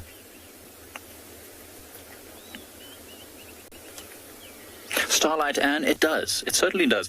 And, you know, this color of the elephant, this bronze sort of reddish color that you see, I mean, it changes depending on where an animal is. So you'll find often elephants in areas like Namibia where there's lots of calcium in the soil, very white, chalky earth. They throw the mud on themselves. They turn a sort of very pale white color. And in places in East Africa, I know, very black cotton, thick, muddy soils. They wet themselves. They turn almost black in color. So here there's a very high iron content in the soil. So that's why it's that reddish color. And so you'll see that the elephants and other animals like buffaloes and warthogs and even hyenas that are digging underground will look that reddish color. So it'll change depending on where they are. Oh, I've got something interesting. We were just talking now, so we passed one of the other instructors and our new students that have only been in camp a couple of days. And I just told him, I've seen for the first time this year African paradise flycatchers. So hopefully we'll get one on video for you close to Ndlovu Dam. I don't know if you've seen an African paradise flycatcher. I don't have my bird book with me. I was busy practicing my birds earlier, but it's got that long orange tail and that beautiful blue eyes. So hopefully a lot more of our migrants are going to arrive soon, which is very exciting. I love birding, and the summer is a great time to do it. What I'm going to do is I'm going to keep us moving because we've got the elephants here, the vultures are back, the hyenas were just over there in front of us on the other side of this road. And who knows, as I said, along this road is that rocky ridge line where I think maybe the pixie pan female went last night. So let's keep on looking and see what else we can find.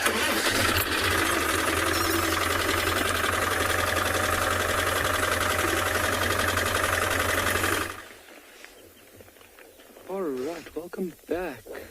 These little ones have decided that it's now breakfast time. Mum laying very comfortably there in the sun and allowing those little ones to get tucked in. So at this stage, a couple of 100 mils a day. As they get a little bit older, a little bit more. But then Mum will then start introducing the process where they will start to be weaned in the next couple of weeks.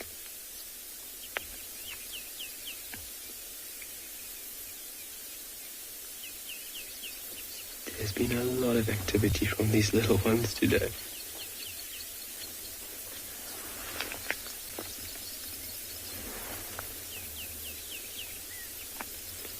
So even at this stage, they might be small, but to fight for the best spot, they would be quite aggressive to one another, snarling, making a few vocalizations, and even pawing and swiping at their siblings to get in.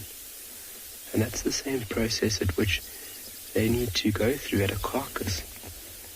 They need to learn that they need to push their way in there in order to get a meal.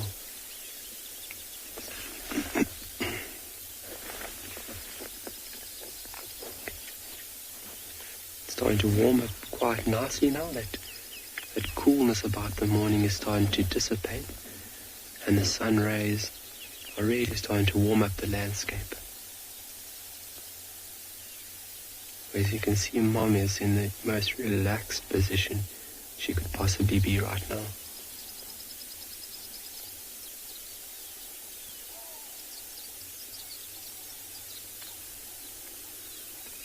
But true to that South African saying, the next couple of minutes it's going to be maag is full, their stomachs are going to be full, and their eyes are going to be closed. What a better spot to do it at.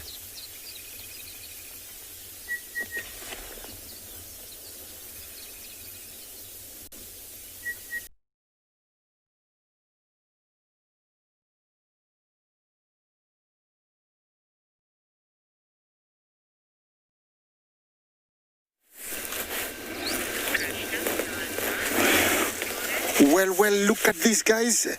I've been following the lions, but I came across this beautiful parrot. It's one of a kind, and it's found in the Masai Mara. It's the brown parrot. Look at this.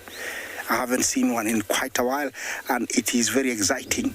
You know, it's one of the parrots that is still very, very free, not trafficked, and very little known.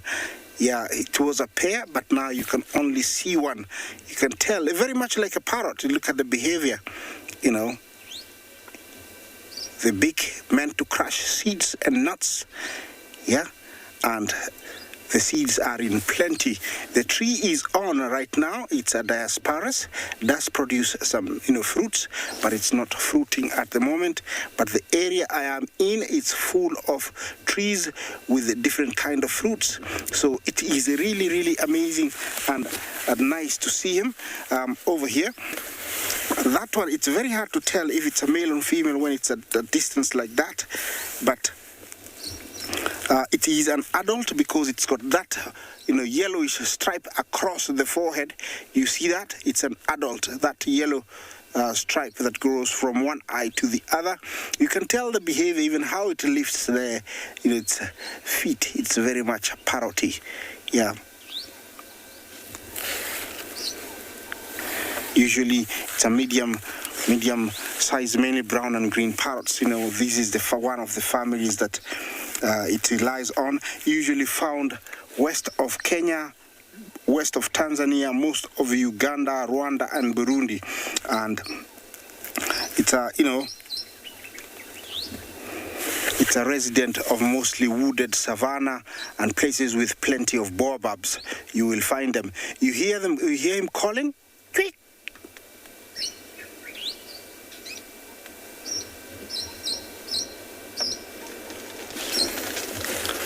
Beautiful. Yes. It's really something to have, to see him. I haven't seen one in quite a while. It's a African, brown parrot. It's also called the Maya's parrot.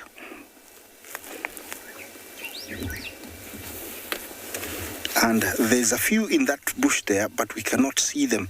I don't know if Bunge will pick up another one, but you can hear them communicating. They're calling each other.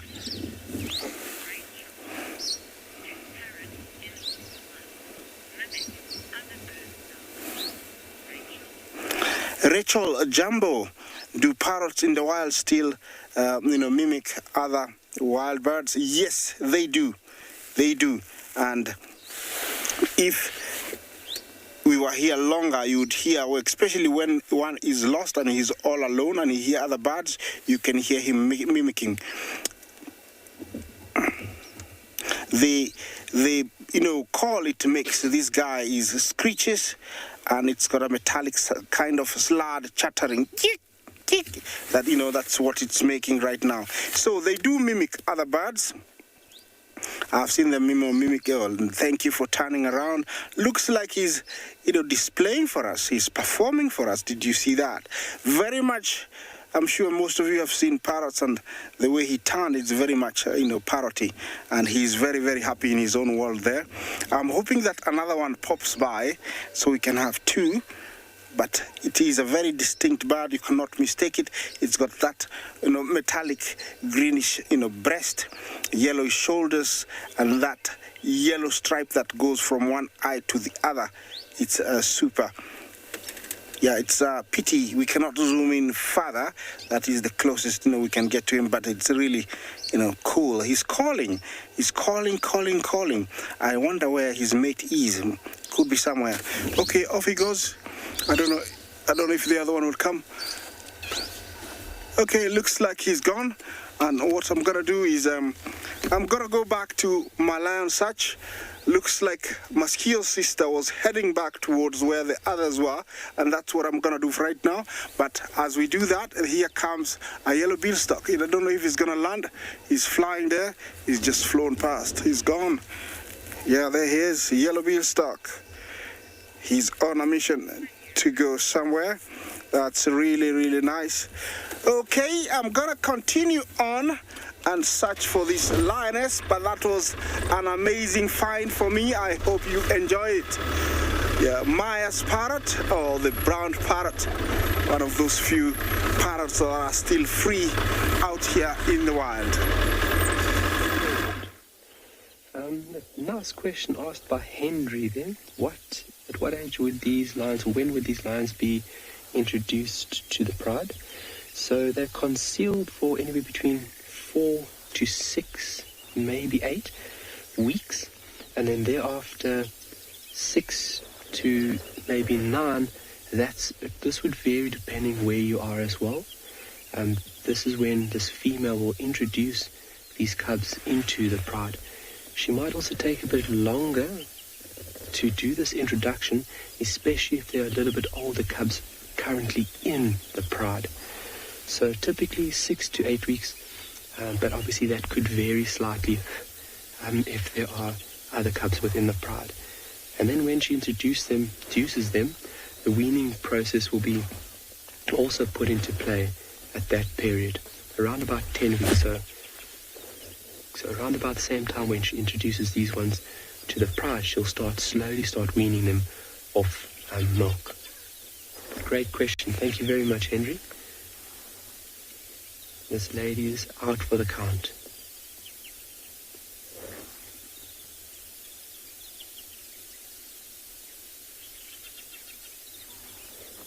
Got some baboons calling in the distance. All the beautiful sounds around us.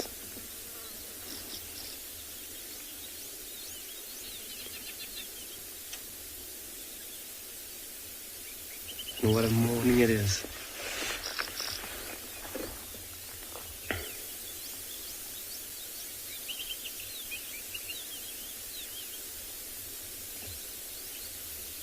It's nice that she can snooze like it while the little ones can do what they need to do. And you'll find that they'll kind of just roll over and continue snoozing for a period. And with full tummies, they should be up again to be that bundle of fun.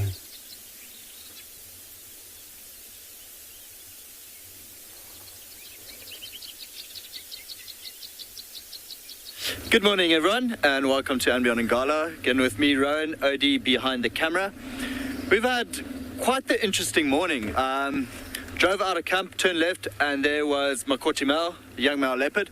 So we sat with him. This was before the show started, just around maybe 5:10.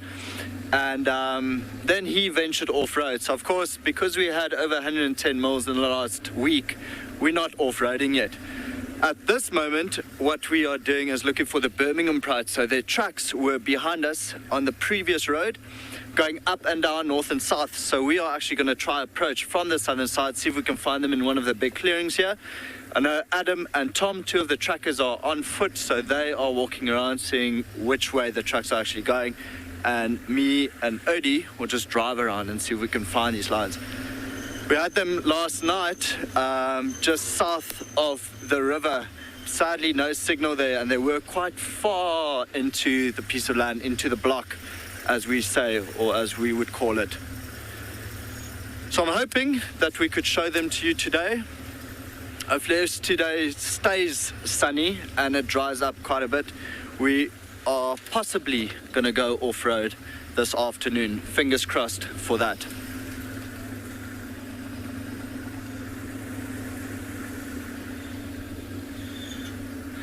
So there's also the area where you would find Birmingham breakaway pride, and quite a couple, well, actually maybe 3 days ago or so, saw a lioness here just past the buffalo carcass that you'll see on the road now, with a cub. And she was definitely not the Birmingham lioness, she was one of the breakaway pride lionesses. Quite a large buffalo carcass, see the rest of the bones are in there. So this buffalo was killed by the Birmingham Breakaway Pride about 3 years ago now. It's actually very heavy to pick up as well. You can see quite a nice set of horns. Old bull there. Just the rest of the bones there. Always seeing those massive bones reminds me of the Flintstones. How they used to pick up their bone and eat from it.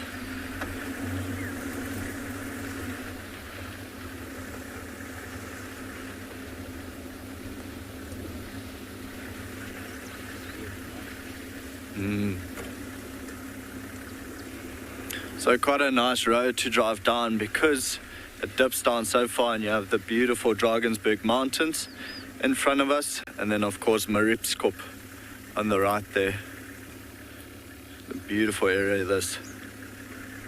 Like I was saying yesterday, it's also with that amount of rain, the green shoots on the grass are already popping and new leaves are budding on all the flowers. Going to slow down here a little bit, see if there's any lion tracks or maybe a lion itself. It's about time we see the Birmingham Pride again.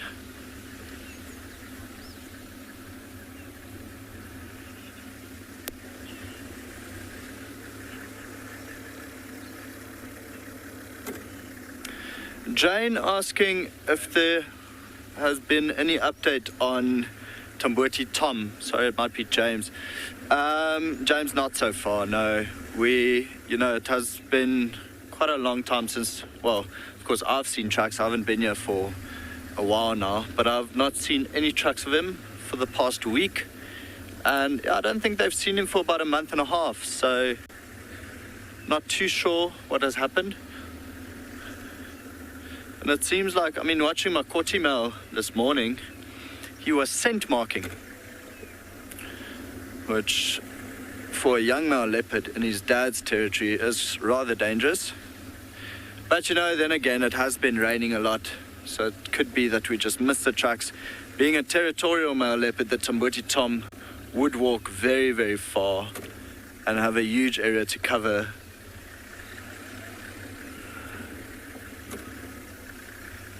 But we'll keep you updated. If we do find him, I'm pretty sure we'll happily show him on Wild Earth.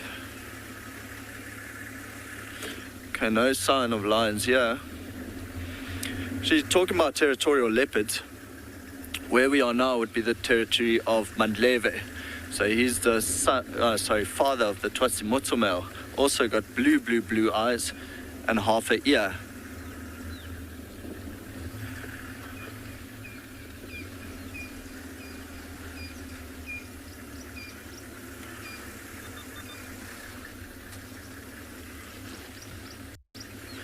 It's shaping up to be quite a nice day. Sun's out. I think Odie was telling me earlier it should be about 31 degrees today. A lot hotter than what we've had in the last 2 weeks. Okay, so we're going to continue going west. There's a road up here that goes north, cuts to our right. Big open clearings. We'll check through there, check if there are any tracks of the Pride, maybe crossing west, and then head on to Alfred Dam, the big watering hole, and just hope for the best.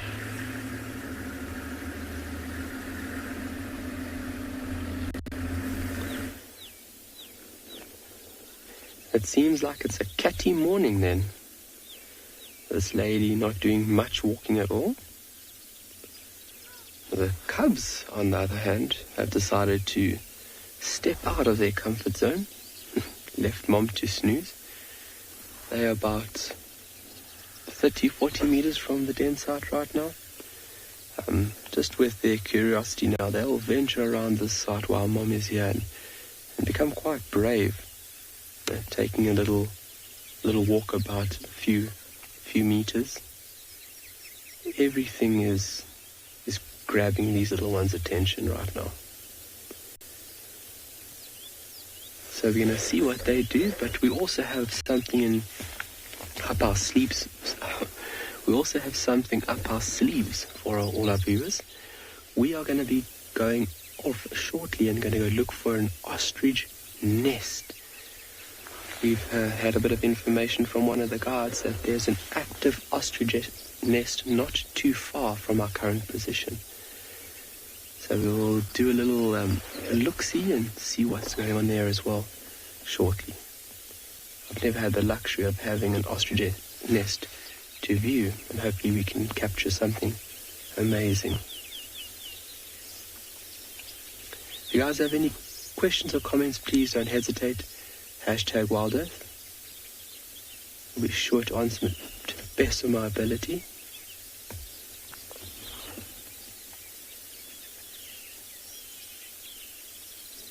Can you still see the little ones, Glenn? No, they've disappeared, right? Okay, we've lost total view of the little ones. With an area like this, being a den site, folks, obviously you want to minimize your movement around the den site because you could scare the little ones. So we're just going to hold here. Not going to move the vehicle. But we have lost all visual of those little ones. But if something had to go wrong, they just need to utter the word mom. And this lovely lady will be up in a flash.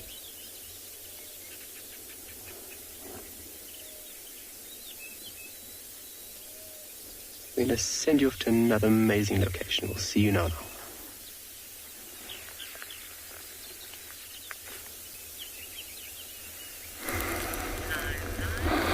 Okay, looks like the formula that Maskio and her sister used didn't work, and her sister didn't like it, and so she has moved back towards where the cubs are.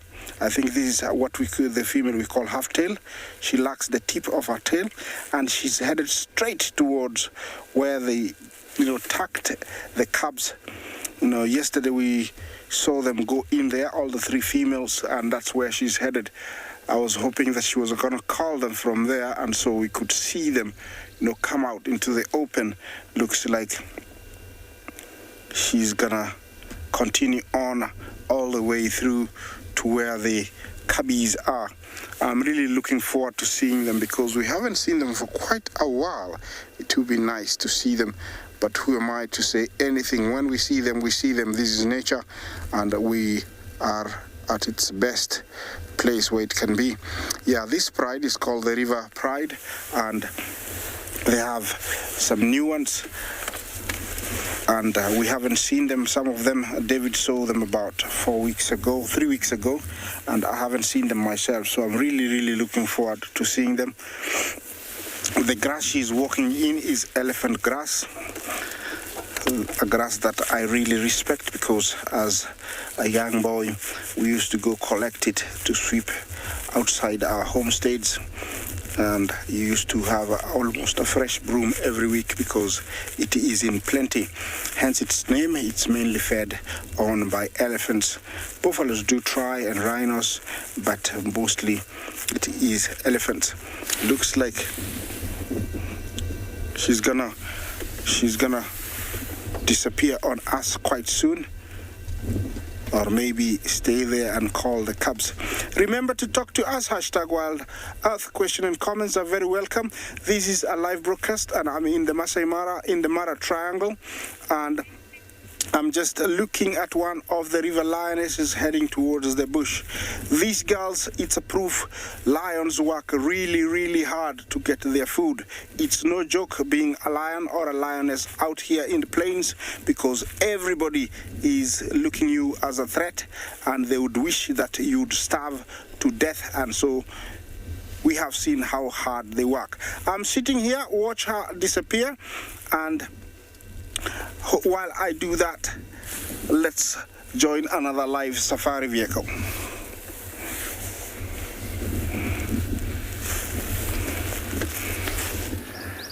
Right, we have come to this astonishingly great sighting of a saddle-billed stork. You can see there 3 feathers behind some grass. It was in perfectly good view to start with, then it went behind a bush and we moved again and it was in fine view, and then as soon as it heard that it was going to be live on television, it decided to move away, which is extremely irritating.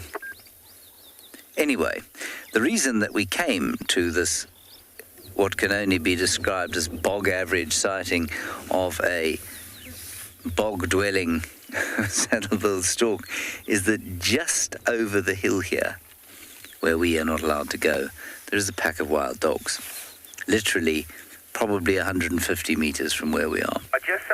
And so we're just waiting to see if they will come up towards the north. Because if they come north, we will be filled with great delight. I saw a vulture flying over our camp early this morning, and it's unusual for vultures to move at that time of the day, but I've often seen vultures at wild dog kills in the mornings, and I think that if they see wild dogs coming past their field of vision in the mornings, they'll make the effort to fly after them because the chances of success are so high.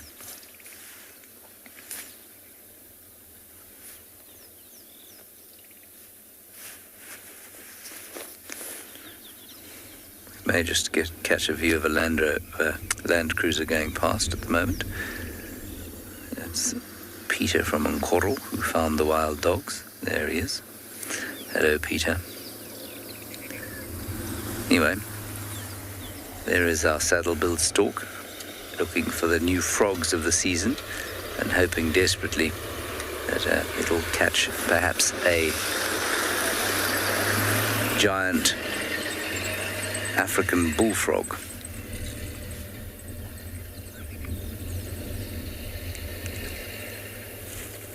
So I think it's worth our while to just sit here, because if those dogs decide to move even a little bit, we're in a good position to see them. They'll probably just go to sleep exactly where they are, though, knowing my luck over the last couple of days.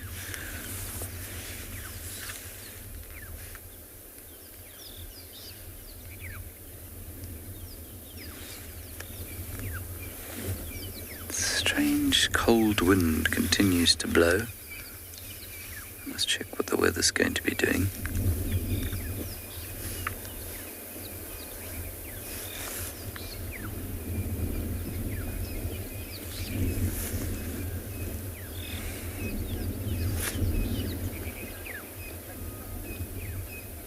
Ria, I've got absolutely no idea, I'm afraid. I don't know how long it takes this bird to digest a frog. A couple of hours maybe. It's protein, so it's going to take a little while. It takes us about 3 hours apparently to digest a piece of steak. A raw piece of steak, probably a bit less. Say 2 hours, roughly. That's a wild guess though. I've no idea.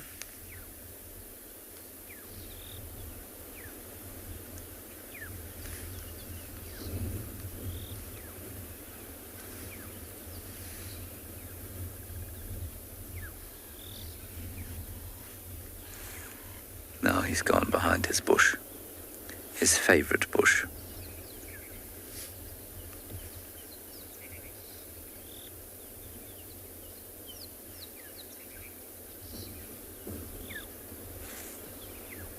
Okay, let's go forward and see if we can get another view of him.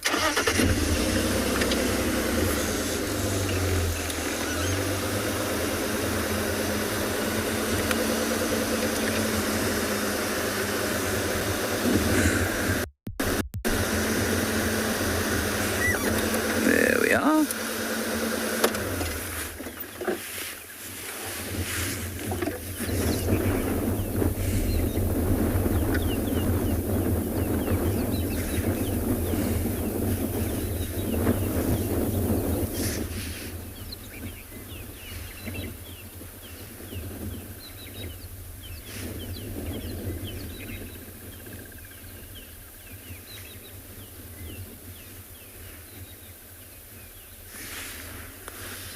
And going back behind his bush now. Ah.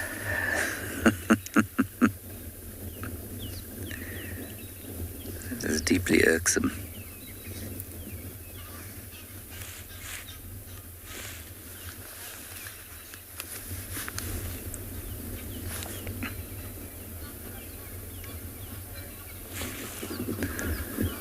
Some quite amazing questions of late.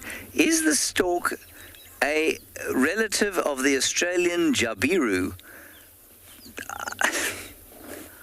I have to confess that I've never heard of an Australian jabiru before, so I couldn't tell you. I mean, I'm going to look it up, that's for sure. A jabiru. How do you spell jabiru when it's not at home?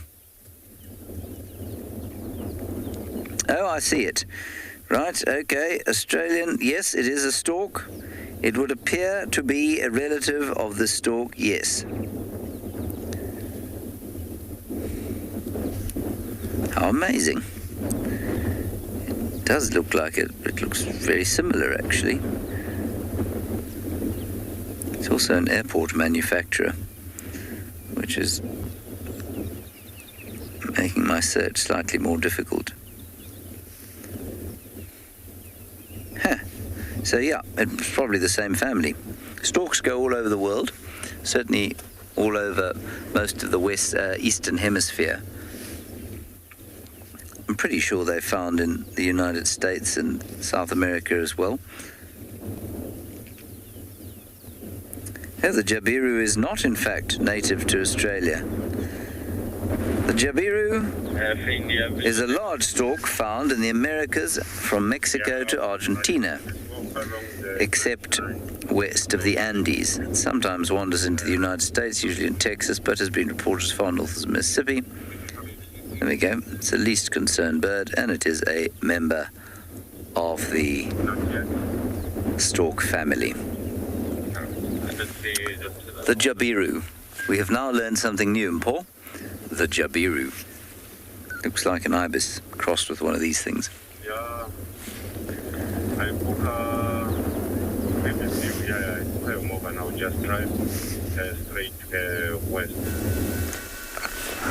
So our herds here are slowly grazing, and there's a waterhole over here. So some of them have been drinking. I can see the foothills of the escarpment where the lions were trying to get closer to them, but they moved away from the lions. Now slowly they're heading towards the west. So we saw the herds moving towards the east yesterday, but because of the rain, they've all decided to come back this way. Because of the fresh grass that pops on the ground after the rains, they get attracted to that, and the movement keep on changing from direction to direction, depends on the weather pattern. And as they walk, they keep on following good pasture land and where there's adequate water. You can see amongst them there's some zebras where they come in handy when it comes to security. We've had lions trying to hunt the entire week with no success.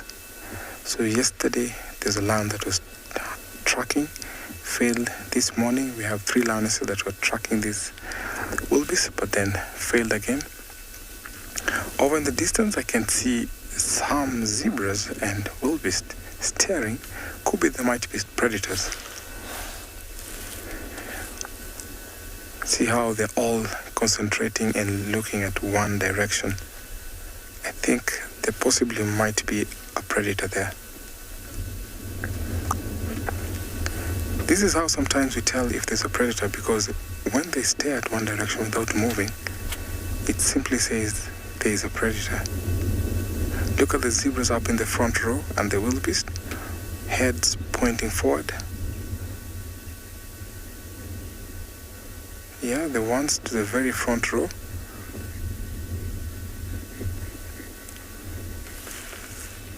Looks like they've seen some lions over there, and you can see slowly the herds are moving towards the left.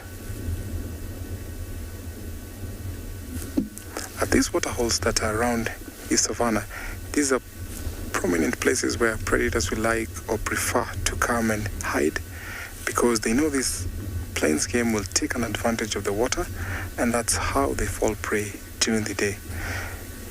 Because after the rains, these pools provide them with water, so they don't have to walk a long distance away to the river.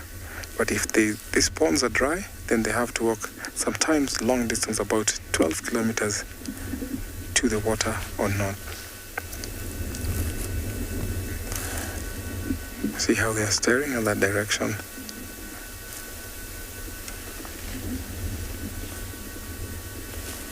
Zebras have sharp eyes, and that's the reason why you find them walking alongside wildebeest.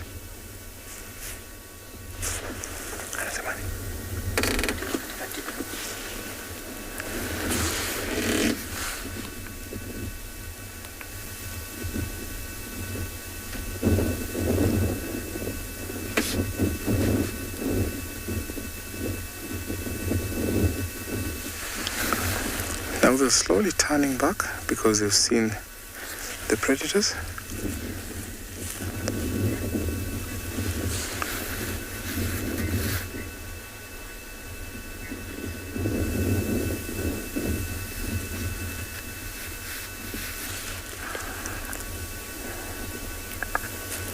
And after a predator has moved away, they are relaxed, carry on with their grazing, because there's no way they can be surprised because they're on a raised platform.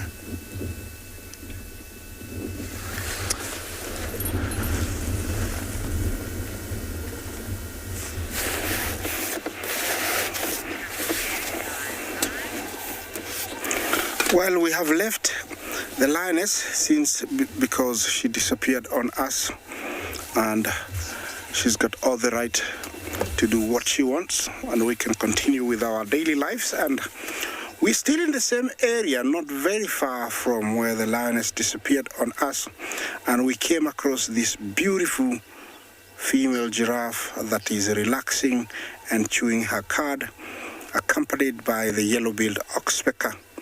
Yeah, you can see the oxpecker is really enjoying being on those on the mane of the giraffe, just relaxing there. I don't know exactly what it was doing, but look, it was like doing a dance. Yeah, that was the oxpecker, but this is the face of the Maasai giraffe. You can tell that the lips are very loose. There's almost no bone in front there. They're just like fingers, large, huge fingers. Look at the eyelashes. Those protect the eye when, they're going through thick brush. What I would like you to experience is how they regurgitate their cud, and from the angle where the neck meets the head, where it bends where the oxpecker is, I'd like you to watch that spot. Once she swallows, you're just going to wait for about 2 seconds, and you're going to see a rush of a ball coming up and being pushed back to the mouth. And it's very interesting to see, because when they fill up the large intestine, the rumen, they just stop and regurgitate it. Have a look. Look. You'll see something come up. You see there. Did you see that? Yeah, that's how they shoot it back as a large ball, and then they continue chewing it. That's a side profile. Those eyes look like they're just dark, but I tell you, my friend, they can see a very, very long way. And it is a giraffe see in color, and I can believe that, because when you're really close to the vehicle, sometimes they actually bend down. It's like they really want to investigate. Very inquisitive. They want to look inside the vehicle and really tell who is in there, and differentiate everything. Looks like she got a little bit uncomfortable with the oxpeckers, and she's moving slightly further. This is a female. Always you can tell by those horns, and she is carrying a young one. She is very, very pregnant. Now she has decided to take over the road. I cannot blame her. There's no traffic, so she's got all the right to do that. It is very lucky for our generation to be seeing these tall guys.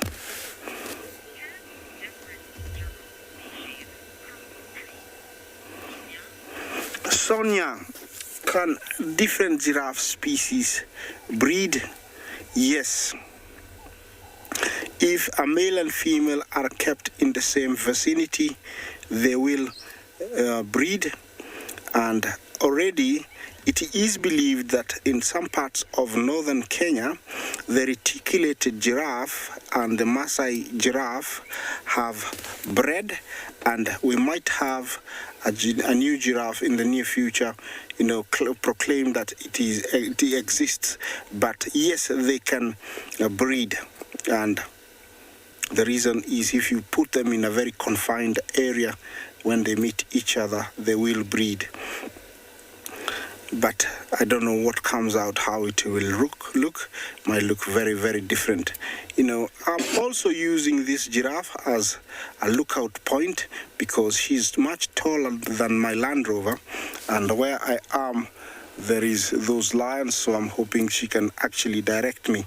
The oxpeckers are actually picking ticks off the giraffe, at the same time keeping warm. It is, warming up, and maybe where they were, it was quite cold, and so they're warming up oxpeckers. This is, a symbiotic relation called mutualism, where everybody benefits, the giraffe and also the oxpeckers. The oxpeckers are very common in giraffes, buffaloes, impalas, warthogs here in the Masai Mara, and we have two species of them, the yellow-billed and the red-billed oxpeckers. This girl, I think very soon is going to be joined by others, because on the other side of this bush there is a very good number of them, and they're headed this way, and that's what I'm looking forward to seeing. These guys, carry their young ones for up to 14 months. Yes, 14 months. And the young guy is born with the female standing up. Usually it's a very long drop. And once they hit the ground, immediately there's a wiggle. They move around and start trying to stand up. They're usually on their feet within half an hour, and it is necessary to do that. Here, you snooze, you lose. You have to be on your feet as soon as possible, because if you continue just sitting down there, small predators like jackals, hyenas, wild dogs will take full advantage of it lying down, and they will kill it. So they have to be on their feet as soon as possible. About 20 to 30 minutes they're on their feet. Their mothers will actually direct them towards a hidden bush where they form what is called a crèche. It's a babysitting club where different females will bring their young ones, and then the babysitting takes a place in a very hidden spot for about 3 months, where different mothers take duties and turns to take care of the young ones. Where she is, she's very, very safe, because with her height, she's got full advantage over everybody else, and she can see quite far. You can tell she's really, really relaxed. Look at that. Yeah, that's a freaky tongue, about 18 inches, very, very long. Gonna shoot another ball. There we go. Yeah, quite a big one. There's a big difference when you're looking at her at that angle. You see her chewing, and then when she's swallowed, it's quite empty, and when it comes up, it's quite huge. When they age, I have noticed over the years that their heads from the neck upwards tends to turn paler. I might be corrected, but that's what I have experienced over the years. And also their necks tend to bend in, sag a little bit the neck. Looks like she is really chewing quite fast. This one here, I would say she's over 10 years. It's very hard to actually age giraffes. It's one of the difficult things that I've had, difficulty in doing. Well, I'm gonna stay here a little bit more. Hopefully those other giraffes will come around and join this girl. And while I do that, let's take you to another safari vehicle.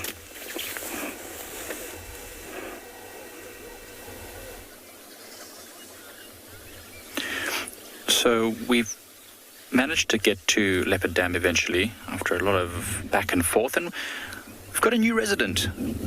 Another new resident. There's a little grebe that's taken up residence here the last few days, and of course every single time we get here the grebe is close to the shore and it's super happy for us, and as soon as we say, okay, well maybe we'll put you on film, it decides to go to the very opposite bank. So we're going to try and film it again from the other side and see what it does. But this little grebe has been, over the last few days, doing some weird stuff. It almost looks like it's trying to attract females. I mean, now we know that grebes are very territorial, and it's been doing this thing where it holds its wings out and sort of preens, then holds its wings out again, and then keeps repeating the process over and over. This one is actually hunting right now. Do you see that? It sort of scoots around, catching little insects that are on the water surface, but they'll also dive down. We see this one diving down every now and then to catch things that are under the water as well. So it looks like it's plucked two things off the surface there. Now it's very, very tiny, so a very small thing, but very, very similar life habits to ducks. dive down and catch in aquatic invertebrates and other insects and even fish. They eat a lot of fish, and surprisingly, they'll eat their own feathers as well. So we've often seen the grebes, the little grebes, eating their feathers, and that's so that they can actually, the feathers create a little bit of a cushion, and they wrap around all the bones and things in the grebe's stomach, or is it in the crop? I'm not exactly sure. And then they regurgitate pellets of bones and other sharp things so it doesn't hurt their insides, which is a very, very clever technique. I don't know if you've ever seen a grebe eating its own feathers, but apparently all the grebes do it, the grebe family. They all eat their own feathers on occasion to protect their throats and delicate stomach linings from those sharp fish bones. If you've ever had a fish bone stuck in your throat, it's devastating. So let's just watch this little grebe for a little moment. There's a lot of bird activity around here. You can hear spurfowls and francolins calling. There's a hornbill, and there's next to us a very loud rattling cisticola making noise as well. All the animals, and especially the birds, are just loving the warm weather. I mean, this is really the first morning we've had sunshine in, I would say, at least 2 weeks. So it's really a time that all the birds can start strutting their stuff and calling and attracting females. But it is the breeding season right now for most of these birds in the Lowveld. So they need to make the most of this short period before too much competition, and then they get less success. And this grebe keeps going. Right now it's just sitting there sort of in the open water, but it keeps going to the left edge. Kendra, grebes are solitary or in pairs. So we often see pairs of grebes at water holes which are mating. But I actually don't spend too much time with grebes, to be honest, because this is the first one I've seen here at Pride Lands at Leopard Dam. I know on Korongwe, where we started filming a while back, we had some grebes in a waterhole, and it was amazing. They was incredibly territorial. The thing would rush around chasing all sorts of other birds around. And I think you had some grebes at Djuma for a while. I'm not sure in which of the dams at Djuma, but I know that you were at Buffelshoek Dam. Now, that must have been cool to watch them growing the little ones. Oh, that's so super cute. So it must have been nice to see them growing and the youngsters growing as well. But I would like to see 2 pairs even. Oh, that's so nice. Well, we've just got the one for now, but hopefully we'll have a pair that, the second one that arrives soon, and we'll get just as much of enjoyment to watch them growing. Oh, there's a beautiful yellow bird that's just arrived here. I don't know what it is. I don't know if you can see them. Oh, they've flown off now. Oh, no, they're still in there. Do you see those ones there? Seb, you see that small leadwood that's just to the right here? Oh, they look like maybe village weavers. It's very difficult to see from here, but it looks like they're actually trying to gather nesting material. Oh, they're flying. Darn it. Of course, as soon as we try and put them on screen, they disappear. But there's a lot of weavers that are around this dam at the moment. It's crazy. It's a real hive of activity at the moment. Always love to see how amazing and full this dam can get once everything comes alive. We've got on this little tamboti tree over there, there's a lot of weaver nests just in the bottom part, and I think that's what these weavers were. I think they were village weavers or maybe southern mast weavers, making these nests that are hanging below the tamboti tree. These are all old nests from last season, you can tell, because they're all dry and actually turning a bit grey and black. But the fresh nests will be looking green and lovely with the fresh grass and the fresh twigs and leaves they weave in there. So hopefully we'll start seeing some nice fresh growth and lots of mating and displaying and all sorts of funny things. Often the weavers will hang upside down from their nests and flutter their wings gently, or actually not gently, quite frantically, in order to attract a female to come in and inspect the nest to see if she would like to live in it. And in some of the weaver species, like the red-headed weaver, the female, if she's not happy with the nest but does like the male, she will destroy the nest, rip it up, and the male will have to construct a new one, which she'll then investigate later. Hopefully, if she likes that one, she'll allow him to mate with her and she'll lay an egg in there. So far, no new nests that I can see. I actually don't know if weavers will reuse the nests if it's in a good condition. I don't think so. But you can see there was one that was half built. I mean, it's in the shade right now, but you can see in the middle of the screen there's one weaver's nest that's only half built. It looks like they've started the circular sort of base and they've started to flesh it out, but it's not finished. I think that's from last season though, because it looks a bit raggedy. It looks like it's falling down. Oh, and there's another bird which I'm not sure many of you would have seen before. It's quite an inobtrusive bird. It's sitting just above us here. I don't know if you'll get that one on film, Seb. There's 2 southern black flycatchers just in the leadwood tree right above us. So now also in a pair. Do you see that branch there? Yeah, there it is. Just there in the screen. Now, it looks a lot like a fork-tailed drongo, except you can see there it doesn't have a forked tail. So that's a southern black flycatcher. And it's different from a drongo in that it doesn't have a big, strong head and a hooked beak, and it's got a black eye. Now, we can't see its head very clearly, but hopefully it'll move its body and we'll be able to see it a bit more. But this bird actually imitates a drongo. It looks very similar to a drongo, and a drongo is quite an aggressive bird, and so many other birds will just leave the southern black flycatcher alone because they know if it's a drongo and they bother it, it'll start diving at them and sort of chasing them. So it's a very, very nice bird to see, southern black flycatcher. Well, and there it goes, the pair flying off to the other side of the dam. Love is in the air. Almost every single bird that I'm seeing is in a pair. So it's really nice to see. That's why the grebe's looking so forlorn over there, because it's just on his own. Hopefully he's going to find himself a lady friend that will arrive soon, so he doesn't have to be alone. So he's still there underneath that weeping boerbean in the shade. So it's shallow water over there, probably lots of insect activity underneath the tree. Remember, that particular boerbean is the one we filmed lots of times with huge amounts of bees and birds and all sorts underneath it. So it'll probably be catching anything that's falling down. Jolly Whiskey, I think grebes are quite closely related to ducks, but they are not ducks themselves. They are grebes, so it's a slightly different family. But as I mentioned before, very similar habits. Eating aquatic things like invertebrates and fish and all sorts of frogs, and living on the water and diving down and being, in pairs. So share many similarities, but not ducks themselves, but similarly related. I'll actually have to look a bit more because it's very tiny as well. It's always, when you look at a grebe up close, you just realize just how tiny a little grebe is. It's a very, very small group, but it's got a big attitude for a small bird. It will literally, sometimes when we are learning bird calls, we'll go and sit at a dam, for example, like this with our students, and we'll start listening to bird calls, and we'll play calls sometimes when students need to learn them. But if we play a grebe's call, this call of the little grebe, it comes racing over the water towards the edge where we are and starts doing all sorts of calling and displaying. I don't know if the call is enticing it to defend its territory or to try and attract the potential mate, but they are very quick to respond. So I won't play the call now because this poor grebe is trying to get food, and if I start playing the call, it might race over here and start defending its territory, and then it won't be feeding. It's very important when we're trying to learn about birds and look at them and enjoy them and watch their behavior, to be aware that now is the breeding season. These birds will be a lot more responsive to calls, and if you keep playing a call over and over again, it's going to disrupt that bird from finding a mate, feeding its young, feeding itself. So we really do need to be quite sensitive about it.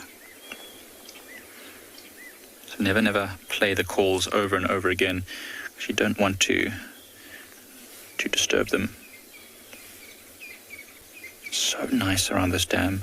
It's rather peaceful, but lots of birds calling. It's so nice. Hopefully we're going to hear lots more migrant birds calling soon.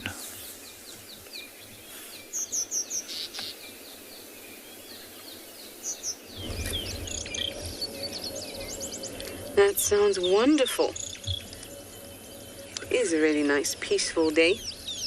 Really, really beautiful. And here we have some squirrels. There were 2 of them playing around. Now we've just got the one. Where's our second friend? There we go. Eating pretty much anything they can get their paws on. Digging for something there. Oh, what have you found? Now, they will quite literally eat almost anything.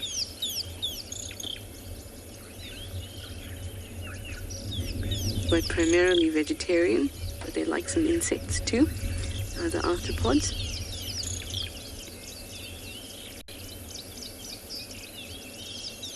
Oh, that's so sweet.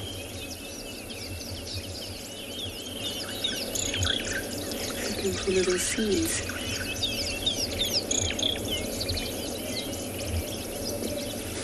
At camp recently, PK and I saw a monkey.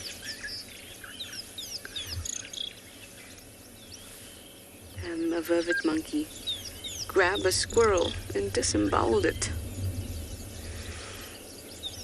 It was a very violent altercation. Oh, bounce, bounce, bounce. Now when I look at a squirrel, at least now I'm feeling a little bit happier looking at them. But a few days following that incident, and thought, oh, it's so difficult to look at a squirrel. I just remember that squirrel that was lying there. And the monkey. What a cruel monkey. Didn't even eat it. Just kind of grabbed it and threw it to the ground. Oh, they're having such fun.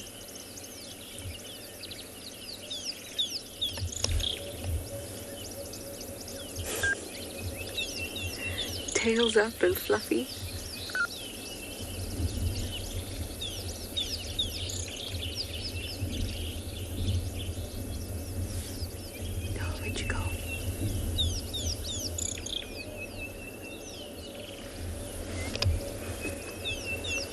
Okay, I found a dung beetle for you. Let me just collect it from the bottom of my vehicle. Hang on.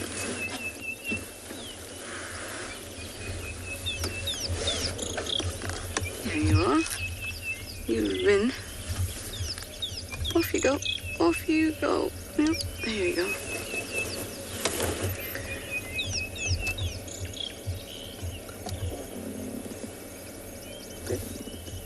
There. You've been at the bottom of the vehicle this whole time. I heard you. Let me... Why don't you show us your face? There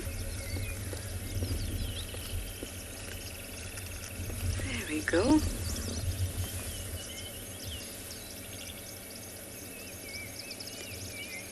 Aren't you lovely? Finally getting some sun. Yep, clean up and warm up. And I'm sure this dung beetle will fly off in no time.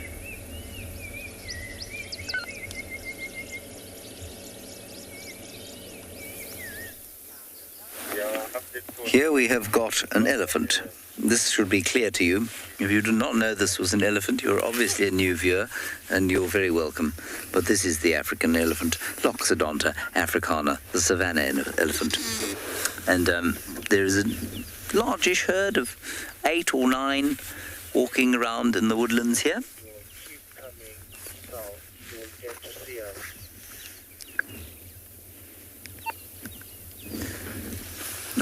I've left the area where the wild dogs were because they had gone flat. They weren't moving at all. But I'm not too far away, and I'll just listen to the radio and make sure that we don't miss out on them. Lovely colours of the new green against the grey background. Really nice colour combo. I'm going to sneak slightly forward because there's another elephant just to the right.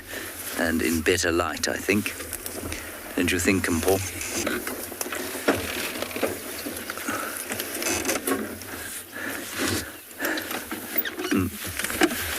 Yes, that one.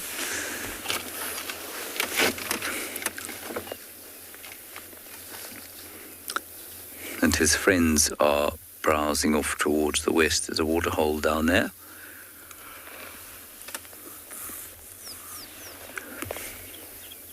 We saw that cow who's got only half an ear and one tusk. Also, she was close by here. So it's the same herd that we had last night.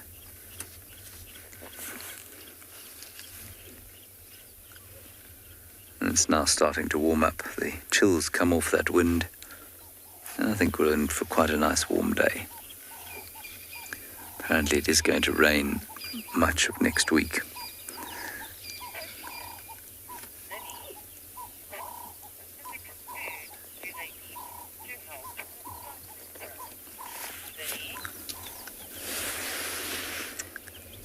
Vinny, I don't know what specific food they eat to help with tusk growth. I'm not sure that they know even necessarily. They'll eat anything that's calcium rich, I suppose.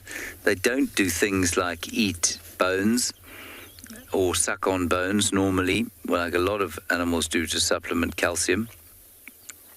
I'm assuming that's what they'd need to help their teeth grow nice and strong. I don't know what plants here. I don't know what nutrients are needed to make the tusks good and strong, or certainly to make them grow. I'm not sure that they do. Not sure anyone's ever researched that, actually.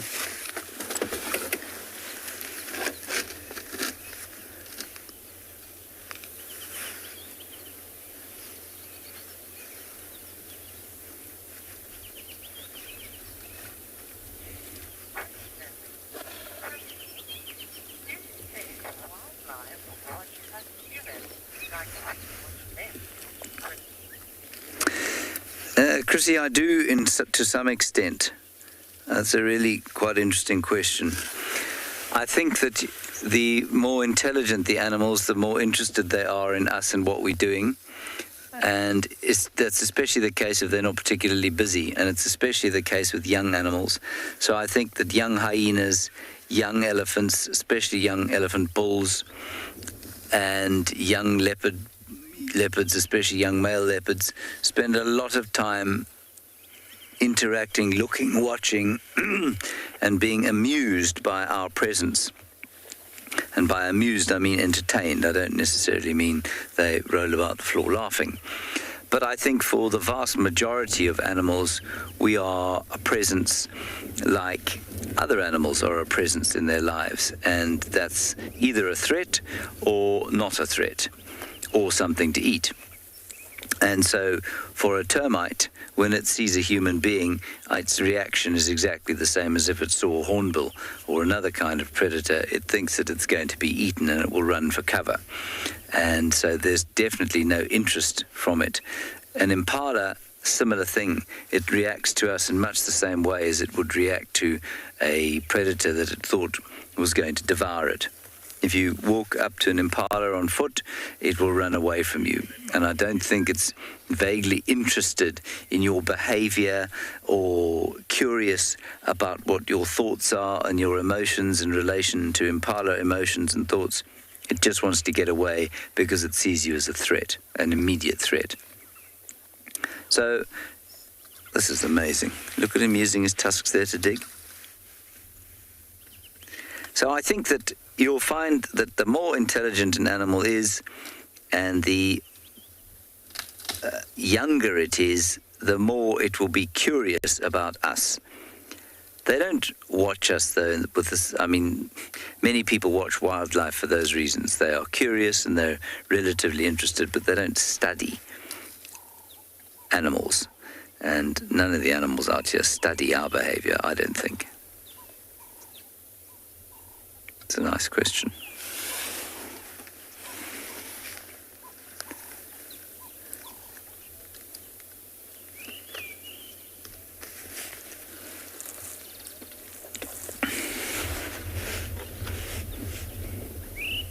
It's a really cool thought, actually. I suppose we'd quite like to think that the animals enjoy studying us. But remember, it's not the animals and us. It's lots and lots of different species of animal, and we being just one of them. So I suspect that an elephant bull's interest in us would extend to interest in other bits of wildlife around him. If he's not being forced to eat, he might find a bird interesting, or a predator he finds, or even a tortoise. I've seen them playing with tortoises before. But I don't think there's a sophisticated aesthetic interest. I think it's much more an entertainment interest, if that makes sense.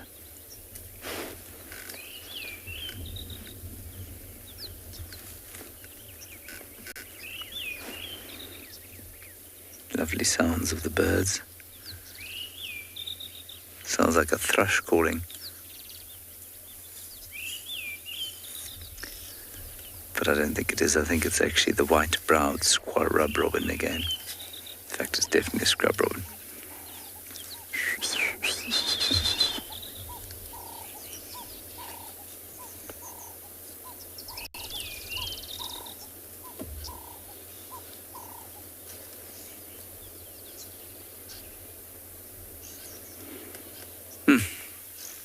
Perfectly peaceful Friday morning. Delicious.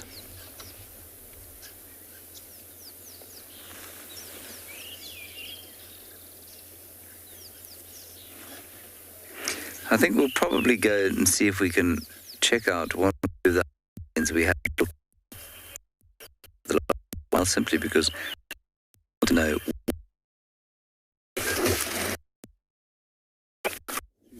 Yeah.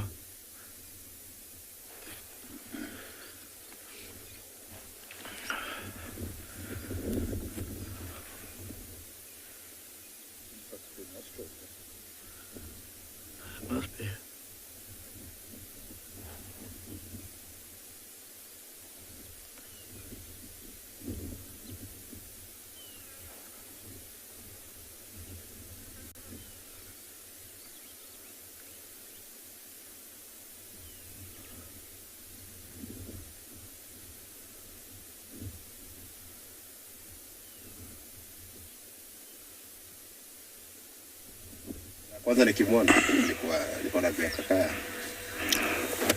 Hello. Look at what we have here.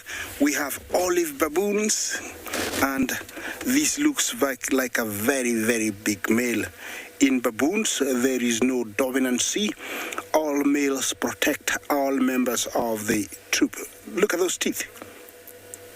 Yes, those are canines that protect and are used against protection.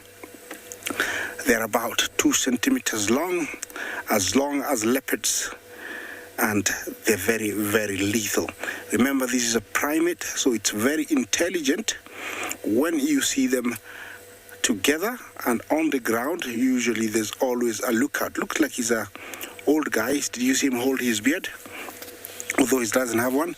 They have amazing eyesight, and when he's on high ground like that, he is, he's taking a vantage point and making sure that there is no threat. There is other members of the troop who are spread out, around this area. Some on the tree, some on the ground. Looks like this is part of their territory or home range.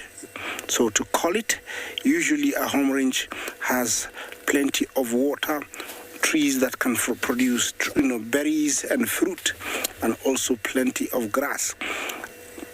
The strategy they use here is that once they're on the ground, they spread out and they always have lookouts. So in case of danger, he can warn them, he can warn everybody, and everybody usually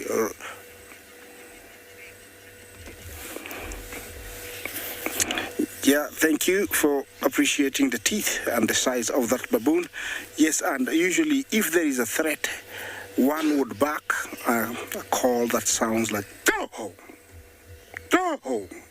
And once that is heard, everybody scampers to the nearest tree and climbs at the highest point possible and tries to locate the threat and continues to warn everybody else. A troop is made up of almost 60 members here in the Mara, and there's no dominancy. The ratio between females and males is almost the same, and these guys breed year-round. The main threat is mainly the top predators, lion and leopard. here looks like they are just enjoying their morning. And grooming is a part and a very essential part of baboons in the morning to create a stronger bond and also a very strong imprint of the smell between one to the other. And you'll see them checking on the hairs, picking mites and insects and trying to kill them. If not that, sometimes they lie on each other and pretend to rest, and it is very important thing that they do in the morning. Over there in front we have a few that I'm gonna drive to. I hope they stay, but they're very, very shy here in the Mara because they haven't gotten any contact with humans, and so they usually run away. I'm going to try and stay at a distance that they can allow me to share their experience with you. It's quite some huge ones over here. We were expecting those ones to stay on that tree, but they have disappeared. They feed on meat also. They're omnivores and they don't hunt. Sorry, they do hunt, but their hunting is very simple. Usually they find a Thompson's gazelle with young or impala and pretend to pass by. And while doing that, the little guy, is oblivious of how dangerous they are. They just normally grab it. And because they don't have canines to cut the meat, they usually rip it into pieces. Yeah, let's have a look at these huge guys. It's very ruthless and sad to see, but that's how they feed. But while on the ground, they normally feed on small insects, birds, not snakes. They are very afraid of snakes. These here you can tell are the big boys, and these boys are very, very dangerous. You don't want to joke with them. I'm sure some of you have had experiences with them. If cornered, they can inflict serious injury. Also, if they gang up, they have been known to chase or even kill leopards. Look at that white underneath the armpit. Looks like he's eating something. In their mouth, they have what we call cheek pouches. And cheek pouches are, extended skin that is on the side of their cheeks or jaws. And when filled up, they say that it's equivalent to filling up their tummy. So sometimes when they go somewhere and they think there is a threat, they don't actually take time to eat and swallow everything. They store it on their cheek pockets. And when danger is over or when they leave that spot, then they end up, filling their tummies with it. So very, very smart evolution. Yeah, that is a very, very big one. This is the olive baboon. I'm going to try and move closer also. Again, olive baboon. We do get the yellow baboon. Is found in the coast of Kenya from Amboseli, just below the mountains of Kilimanjaro, all the way to Chulu's Savo, all the way to the coast. They have a slightly lighter coat. They are not as thick build like these guys. You can tell they're very shy. They're not waiting for very long, but we do have a few more up there. Looks like they love this area and they've come here for a reason. Those are the lookouts. You can tell one is facing towards deep into the forest and the other one out into the plains. With their amazing eyesight, they can spot a leopard or a lion from even a kilometer, and they can warn everybody else so that there is no threat to the younger ones. Once they're full, they usually spend a lot of the time on trees like this. As you can tell, they're doing nothing. Maybe they got up very early, and within the area they're in, there is plenty to eat. So there's nothing to worry about. So they fed quite early, and now it's time to have a rest. The marsh is not very far, so if they need small insects, they can always, jump into the marsh.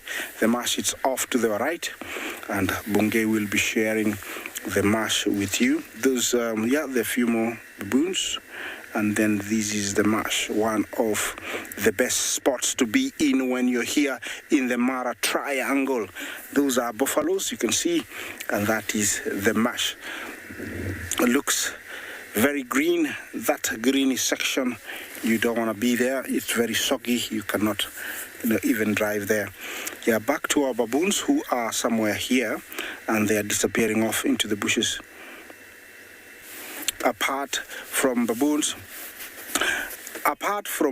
we do have other primates like the Sykes monkey, colobus monkey, varvet monkey. Those are the ones that we have here in the Mara.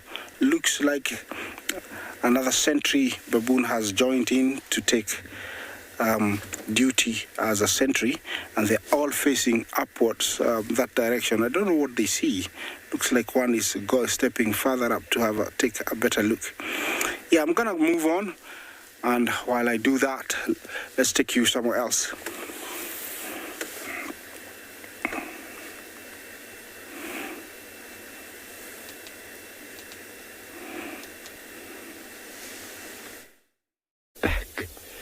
Myself and Glenn are successful.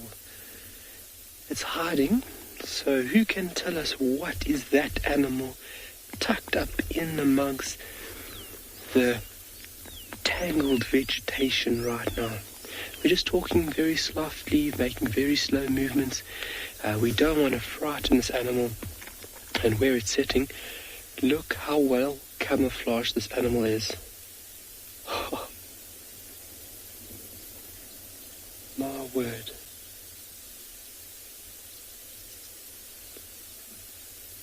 So it took us a little time to find it, and its hiding ability made it a little bit tougher for us to locate this animal.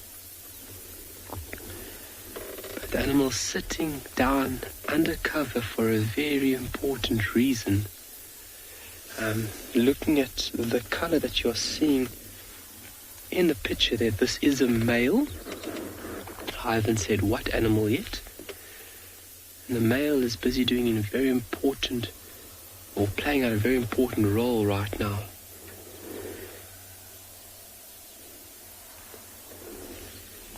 So it took us a little time leaving those cubbies. Those cubbies are man down. They're doing absolutely nothing but sleeping with full bellies right now. So we decided that we'll come and try and find this beautiful animal, and something that hopefully we can work in the next few days. This is a male ostrich sitting on a nest. And you can see it's a male from the black plumage being presented in the middle of the frame.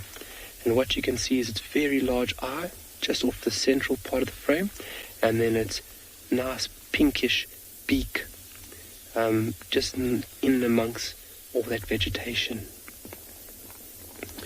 So typically, rule of thumb, it's always been the notion that males will only sit at nighttime on eggs and females only during the daytime.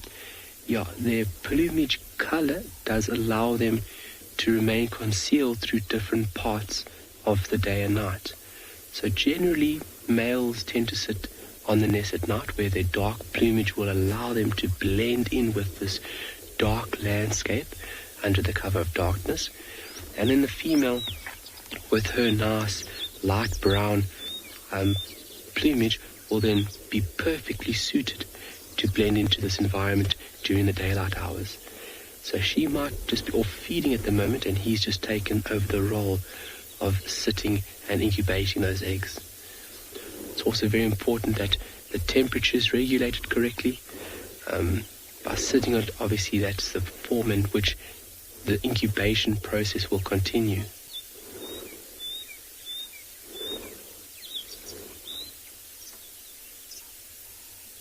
What was that? Daddy sits on the eggs while Mommy goes out to play. Daddy sits on the eggs while Mommy goes out to play. It seems like it right now. But also through these daylight hours, when it gets much warmer, and you can see there's not a lot of shade being provided from those little bushes, is that his plumage will obviously increase his temperature, that black plumage absorbing a lot more solar radiation than the female would. And that's generally why you would find the male sitting on the nest at night time and the female during the day. Excuse me. But Mom might just be off doing her thing, and so that's why he's sitting here on the nest. And also he's a very important form of protection now. the hungry tummies of a brown hyena or baboon, you don't want the clutch to be lost because you've put a lot of energy and a lot of time into producing these very large eggs. And so he would be here for safety. If anything comes in here, he will act aggressively. And you don't want to mess with an ostrich around a nest. They've got no scam. They've got no hesitation to run up and almost steamroll you over. They've got that big front claw on the toe, and as well as very powerful legs that can inflict quite a lot of damage. But what a marvelous sight, and also how lucky are we to be able to be in and amongst this nest.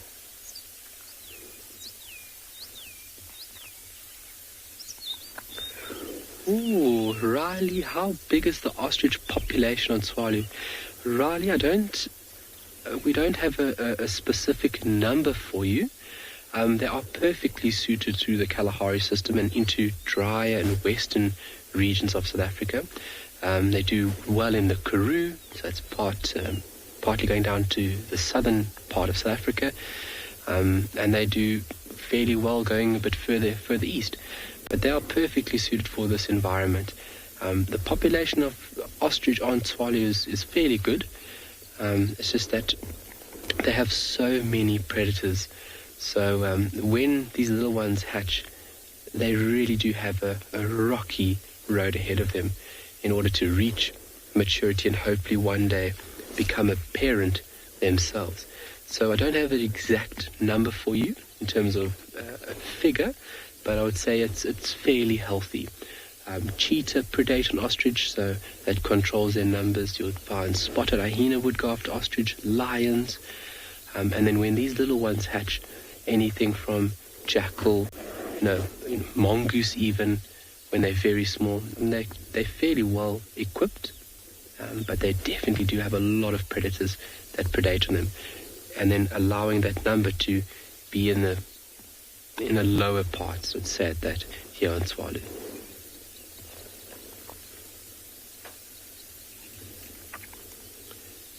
But hopefully in the next couple of days next couple of minutes, we can find a better spot to hopefully get a better view of those eggs.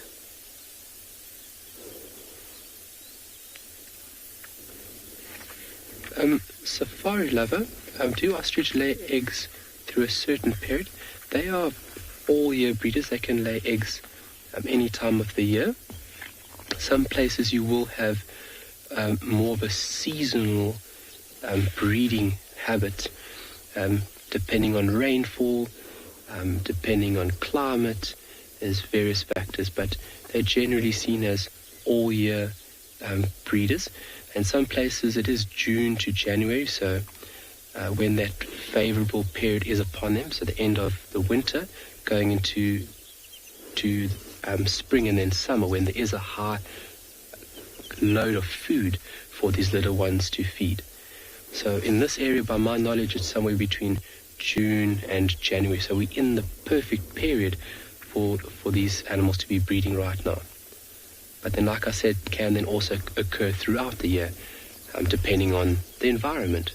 It's quite a tricky thing, this variation depending where you are in South Africa and as well as in the continent of Africa.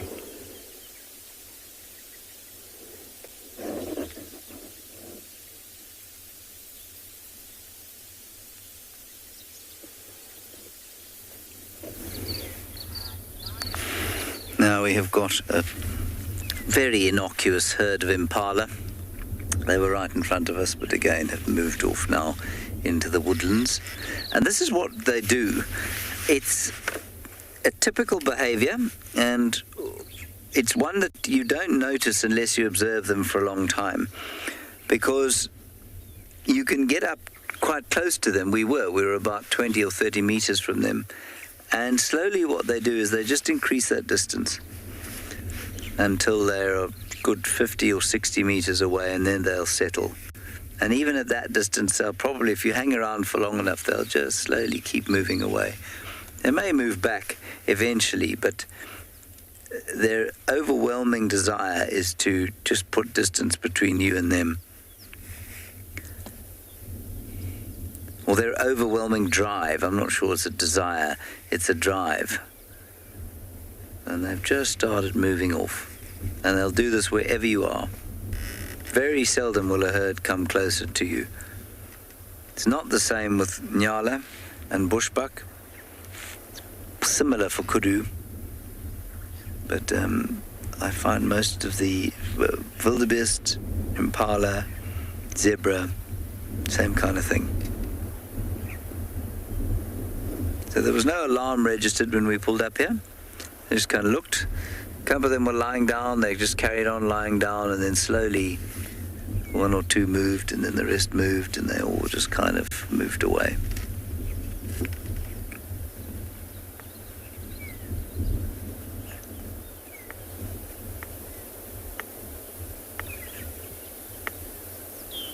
And they obviously just, the further from us they are, the safer they feel. Quite a good strategy, I guess, if you're trying to stay alive out here. Anything that could be a threat, you try and stay away from.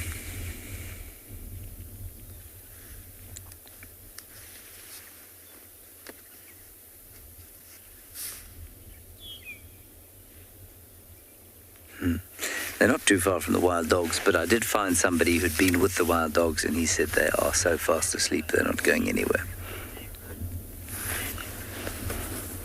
No, Daniel, not all antelope leap when they run. Wildebeest don't leap when they run. Sable, roan, sesame, topi, hartebeest, they don't leap when they run. Impala leap when they run, but in fact, I think they're the only ones. We know that kudu, bushbuck and nyala can leap, but normally that's from a sort of two-stride run-up, and then they'll try and go over things like fences. I've watched impala, at least I've watched kudu and nyala jumping into the Vuyatela camp over their fence, but they don't take a run-up to do it, they just kind of jump. So no, I think impala are probably the only ones that do it. Springbok do it as well, although strictly speaking they're not that closely related to impala. So some of the gazelles do it while they're running. They'll run along and then pronk or do some leaping. But no, steenbok, duiker, yeah, you won't see them, or waterbuck running and leaping like impalas do.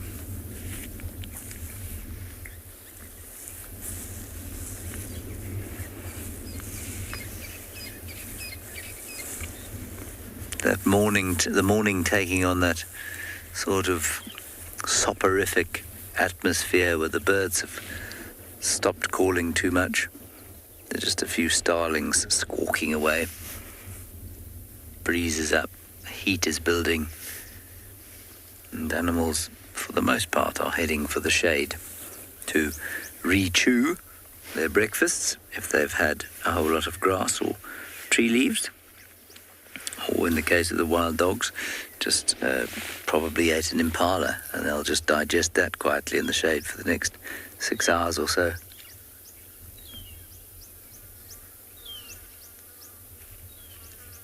And the insects will start to move too.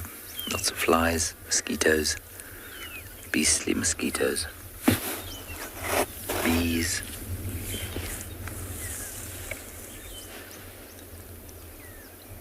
Etc. Even some dragonflies and dung beetles and that sort of thing, as it gets a little bit warmer, and they all start to emerge.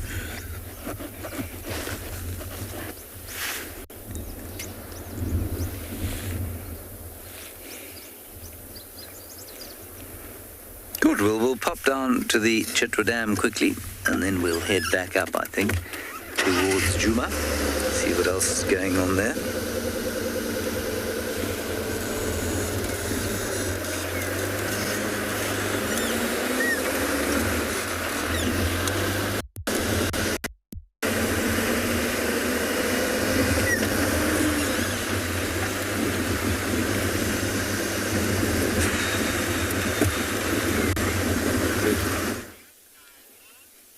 Okay, Right, so we've managed to find the Birmingham Pride, looking very, very lazy. And you can see to the left there's the young white male. He's got his leg up, tanning a little bit.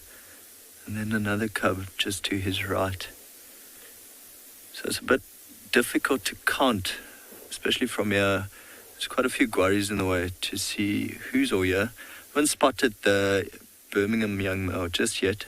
But I'm sure he'll be with the Pride as well. You know, he was with them yesterday. There's also one Ross male here, just behind a quarry now. But yeah, a little bit tough to count. Maybe this afternoon we'll be able to go off-road and we can actually get a little bit closer to them. But I'll tell you what, they have walked extremely far. I mean, they came from all the way south of the Timavati, came up north, then went west, then changed direction completely and came east. A little bit earlier, we were sitting with vultures, so I think they might have killed something in that area. There's one's up and walking towards the Pride. Looks like one of the older lionesses. Yeah, that's the white dot female. You can see she's got the little white dot on her left rump. So she's the lead lioness of this entire Pride. And just look at, so Ross male following her. Okay. I think he's probably getting ready to mate. Looks like the blonder Ross male. The one that's generally in a better mood than his brother. Like I was saying, they walked extremely far. I think if you had to measure it in kilometers, it's probably about 11, 12 kilometers that they walked throughout the night and this morning.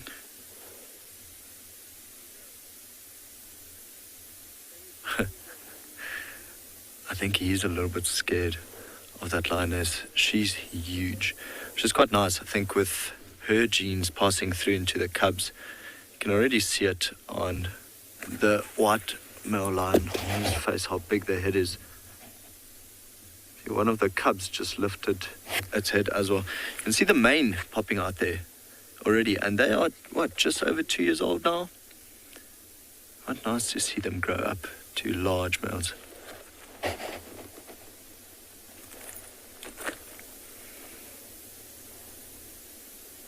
Enjoying the sunlight. For now, it's not too hot just yet, but I think later on, apparently it's getting to about 31 degrees, so they'll move further off, look for some shade. Oh, one just sneezed.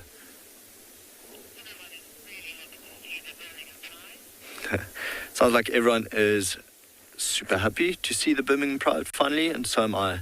Very, very happy we could find them this morning.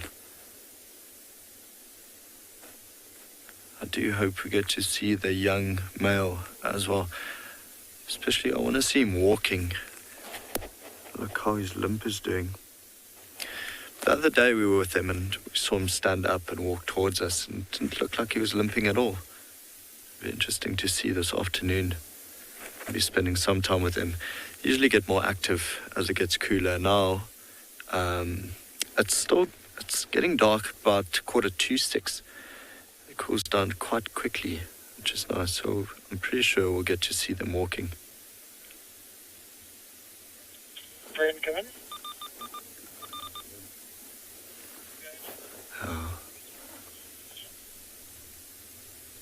So every now and then you see a flick of a tail. It could be that is the Birmingham young male lying down there. So neither Ross male just went and gone down now to lie down, not getting too close to that female. I think he is quite scared of her. I would be scared of her.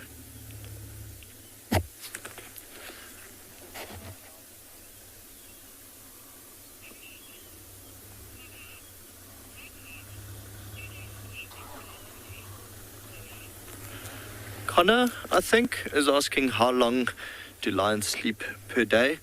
So it usually varies, whether it's winter, summer, raining, cloudy, but generally something from about 16 to 20 hours. They're generally quite lazy. But I think last night they got up and started walking at around, 6, 6:15 about. But then often what they do is they'll walk for a bit and then they lie down, sleep again, then walk for a bit. Then they'll try hunt. Like I said earlier, I think they caught something small last night, ate that, slept for a bit, then walk again. But yeah, generally lions spend majority of their day asleep.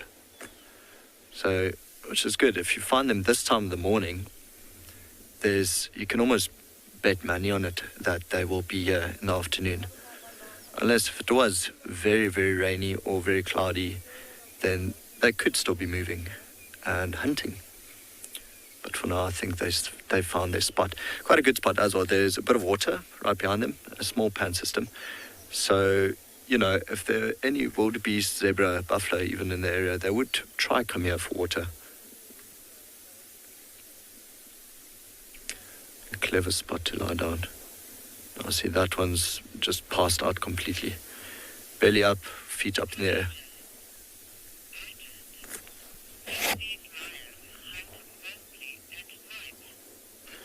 Bridget, good question. Do these lions hunt mostly at night? They do. You know, predators have phenomenal eyesight, and then great eyesight at night as well. You know, and this is the time they'll use that advantage to actually sneak up on prey. So lions are ambush predators. And yeah, so she's awake now. Ambush predators, so they use the cover of darkness to try sneak up as close as they can to their prey, and then just use their speed. I think it's something about 22 meters per second. You know, at full speed, they'll try use that and take down their prey. So at night, often what you'll find is majority of the prey species, they'll try to fall asleep in a big open clearing like this so that lions and leopards don't or will struggle more to sneak up on them. See the Rossmouse staring at us now. Odie, I'm going to go just a little bit forward. Try to put him in that gap with the guaris. You can see he's cleaning his front paw now. So yeah, Bridget, they do hunt majority of the time at night. So it depends a lot on the weather. Again, you know, if it's rainy, cloudy, the sound of the rain will actually mask their sound, and they'll use that to their advantage as well to sneak up to prey.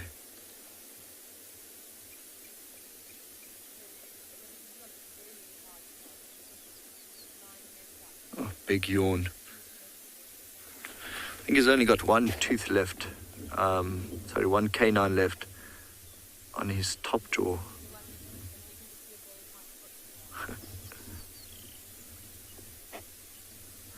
I love watching these lions with their heads up. The one next to the white lion, it's just like he's enjoying the sun completely.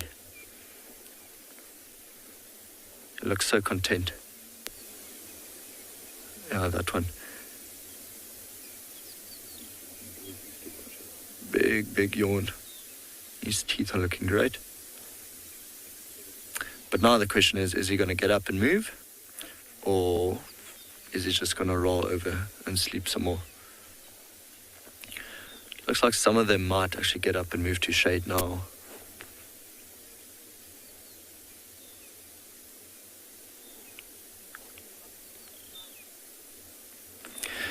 So I've been looking through binoculars and I can't see the Birmingham young lioness, so we don't think the cubs are here either. I haven't seen them yet since I've been back.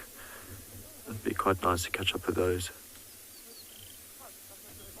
I can't believe how much the manes have grown on these young lions.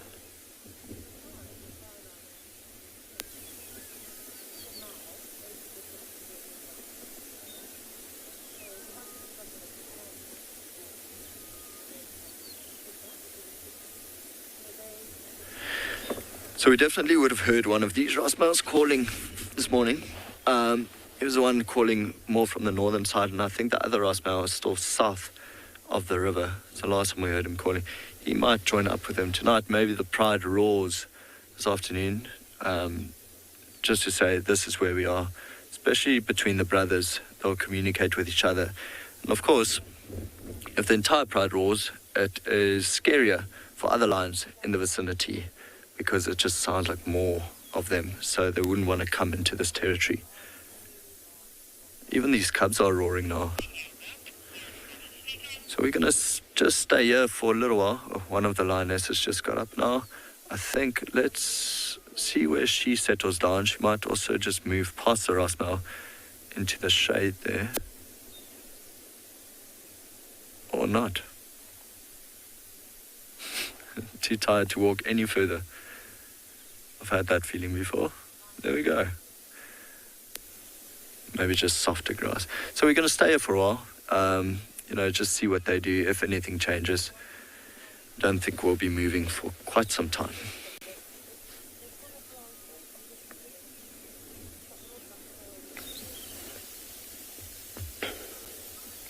All right, we've adjusted the vehicle slightly, and we've got a little gap in amongst all this three thorn, and you can see just to the bottom right-hand side of this male that there's one egg. That whitish patch in view right now, that is an actual ostrich egg. You can see from the plumage that it's definitely the male sitting here, and his pink beak. So it looks to be like just a male and female. You do have sometimes communal nests with multiple females nesting in one site, where the dominant hen will obviously do the incubation. And the egg in view now is not an uncommon thing to see within a nest site of an ostrich. Sometimes they are discarded. If an egg looks funny to the female, she'll actually discard it out into the periphery of this nest site. And the Bushmen used to believe, obviously, this animal is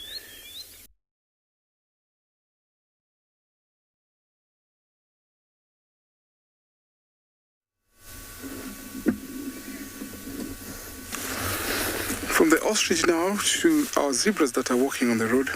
When these plains game are walking over a long distance, sometimes they utilize the roads because it's a little bit even and they can walk in a big number. So when the grass is a little bit taller, they will prefer this because at least they can see the predator coming from a long distance or close by. They've gone to a water hole where at least they can go drink some water. It's a nice way of using less energy when you're covering a long distance using the road. We've seen sometimes even lions and other animals using the roads, the main road, to move from one area to another. It looks like the last zebra there is pregnant. See lots of zebras here. There's super short grass. It rained yesterday around this area, so most of the herds are coming back to this side. We've seen lots of these herds utilizing the water that was in the water holes. And sometimes because of the big numbers, when it gets dry, because of them walking over the mud puddles, so they have to again walk to the river. So as we carry on, we are looking for maybe the cheetah, because this area has very short grass and it's a preferred place to look for cheetahs. So as we carry on watching this wildebeest, we'll still be finding the cheetah or sometimes the lion, who might take advantage of these water holes and see what we can find.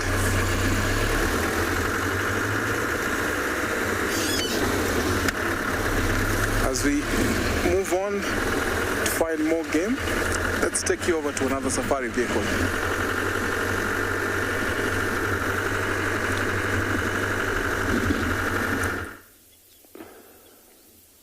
Hopefully Tim found something exciting for you guys, but here, from the beautiful mountains to the red sands.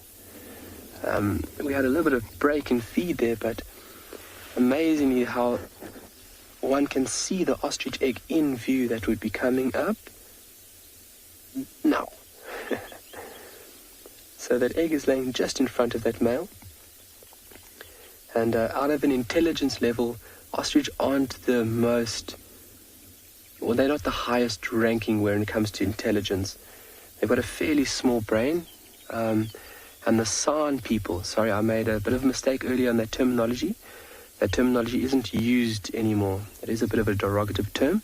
The San people, which are one of the true inhabitants of southern Africa, they believed that these discarded eggs around the nest was actually a sign or a visual cue for the female so that she can remember what she's busy with. Obviously being high-prized items for the San people when moving through this unforgiving environment. That protein load would have been like Christmas for these people. And just think about being out here as a human, in amongst all the wild animals, the heat, the cold. I mean, it must have been something that we would never really get grasp of what they were experiencing while being out here. But this male doing a great job.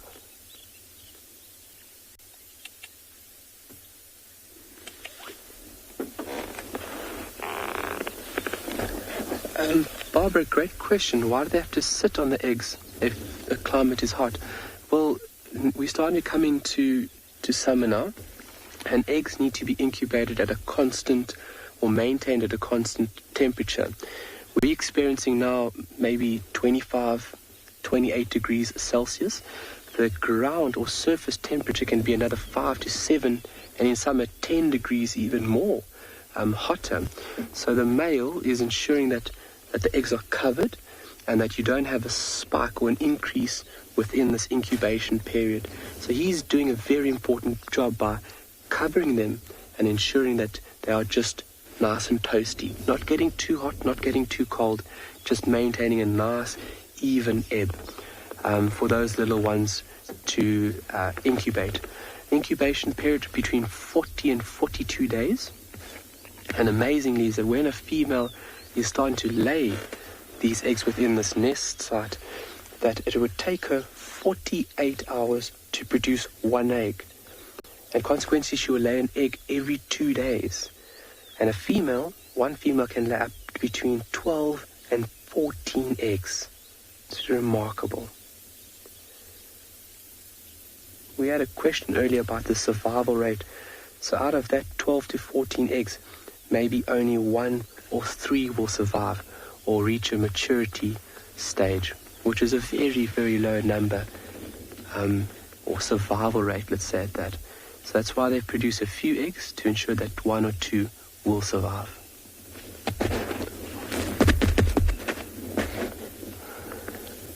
But a remarkable sight and something that we'll be visiting every few days and just keeping on tabs on the development of this nest.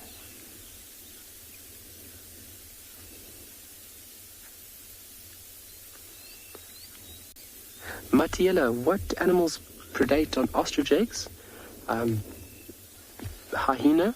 Hyena would be the animal with the mouth that is able to open up wide enough for it to get over an egg to break it. So hyena's got the mouth opening wide enough to get over an egg to break it. Spotted hyena, and then baboon. Baboon will break the egg by holding it and dropping it, or smashing it against a rock. Those are animals that would predate on these eggs. And then human beings. Human beings back in the day would have utilized nest sites like this. It would have been an invaluable source of food and protein for them through this environment. It's something that runs over my mind quite a lot when I'm out here at Tswalu, is that you just got to appreciate what these early inhabitants went through, to survive in these areas. Not just heat being one factor, but from biting insects and predators. It's remarkable. So brown hyena, very good question, would be the sole predator on these guys, along with 1 or 2 other species. Sure, he must be getting hot. That dark plumage absorbing a little more radiation than you would if you were a lighter color. But he's holding the fort for those little ones. And they're fairly devoted parents, not hesitating to be quite aggressive against an intruder. And even when the chicks hatch, they'll try and divert the attention of a predator away from this site, giving the chicks all the eggs every possible chance. Is that baboon calling in the mountains?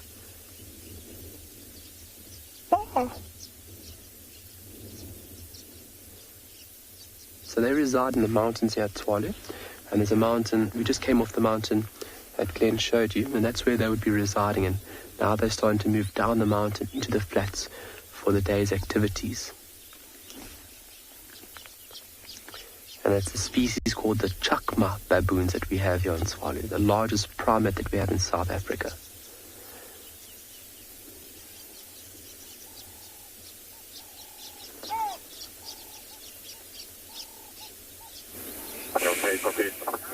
Here we have got a Speaks hinged tortoise.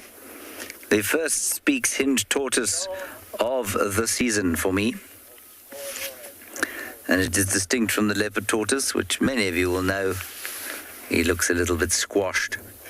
And he actually has a hinge in the back of the carapace, which provides a bit of extra security. And he withdraws his legs to avoid predators. And as you can see, when you are walking with that level of ponderousness, a shell and any other forms of protection very much needed.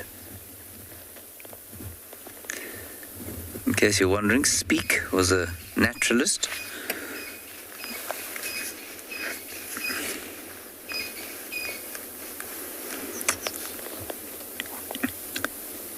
I don't remember where he was from, though. I seem to remember it being Sweden, but I don't know. I'll check for you quickly.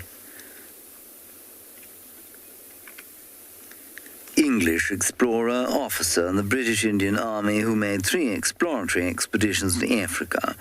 He is most associated with the search for the source of the Nile and was the first European to reach Lake Victoria. The first European and 1 billionth human being to reach Lake Victoria, and yet it is his name that we remember. He was from Somerset, in England.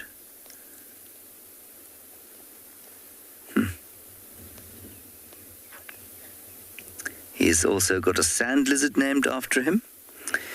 The Thitatunga is also named after him. Its Latin name being Tragelaphus speakii.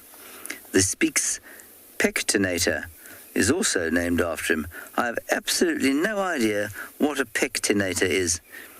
And Paul, do you know what a pectinator is? There's deathly silence from behind me, so I'm going to assume that Paul does not know what a pectinator is. Oh, it's like a little weasel. It's a rodent. It's a species of rodent found in the Djibouti, Eritrea, Ethiopia, and Somalia. Well, who knew? I guarantee you there is not a person watching this show who knew what a pectinator was. Maybe I'm wrong. And Paul, have you ever heard of a pectinator? Looks like a little rat. And Paul's saying no, he doesn't know what a pectinator is. So, that was John Hanning Speak of Somerset, England. I'd forgotten all that. Of course, I had read it before. The Swedish Wahlberg was the Swede. Speak much more famous, I think, for his exploring than for his naturalism. Speaks sand lizard. Speaks hinged-backed tortoise. Thitatunga. And, of course, the Speaks pectinator. Looks like a miniature beaver.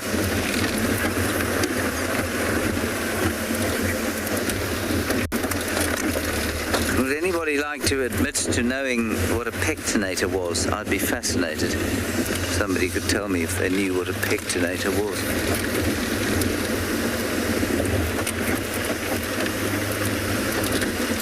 There's probably some expert watching who's been studying pectinators all his life.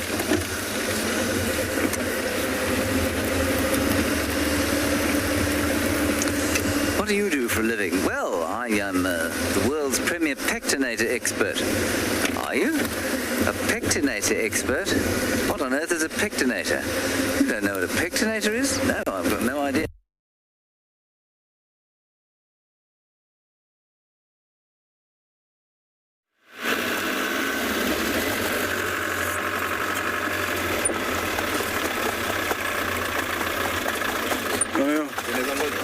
Wattle starlings. Sijui kama zitakoza.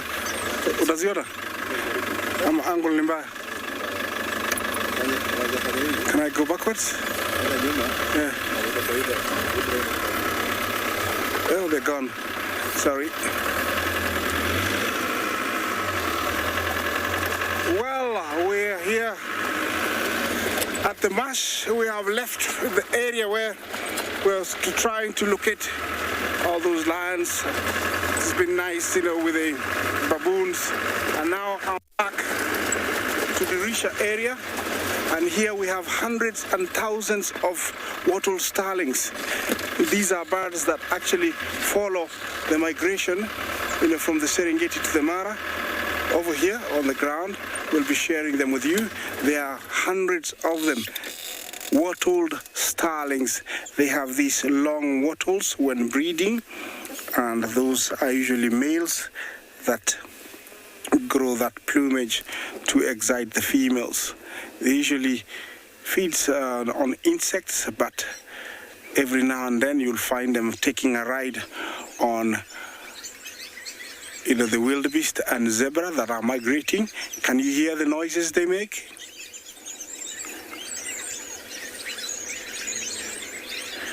Yeah, very many. Yeah, they're on the tree here, which the angle is too tight to share it with you. That is a diasparus tree, and the bushes around it are Croton dachogamus or lekerdengai in the local language. The tree is used, for weaving around the manyata. The manyata is the local house of the Maasai, and it's a very hardy wood. It's hardwood.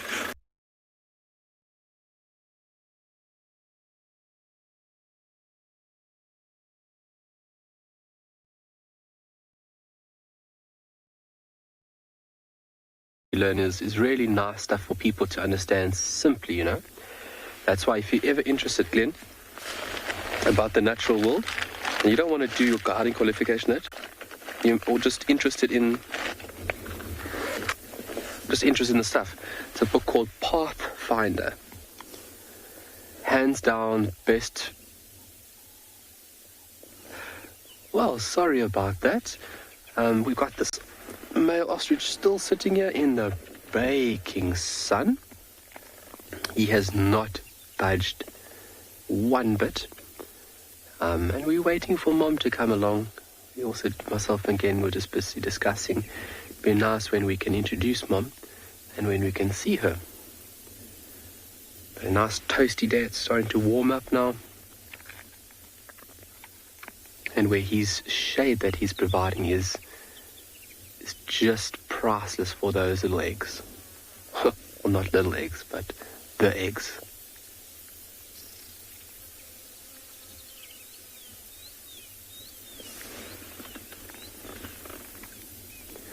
And you can see when an animal is sitting in a position like this, how that motionless behavior, if we had to just drive past here, that would look like a mound. We wouldn't really just notice that off the bat. And that's what he would do. If the predator had to come in here, he would hold his nerve until the last minute, and then he would try and defend. Raising up his body, opening up his wings, making sounds, stumping the ground with his feet. I've been chased by an ostrich where I've had to climb a tree. They do not hesitate to show aggression, especially around a nest site like this.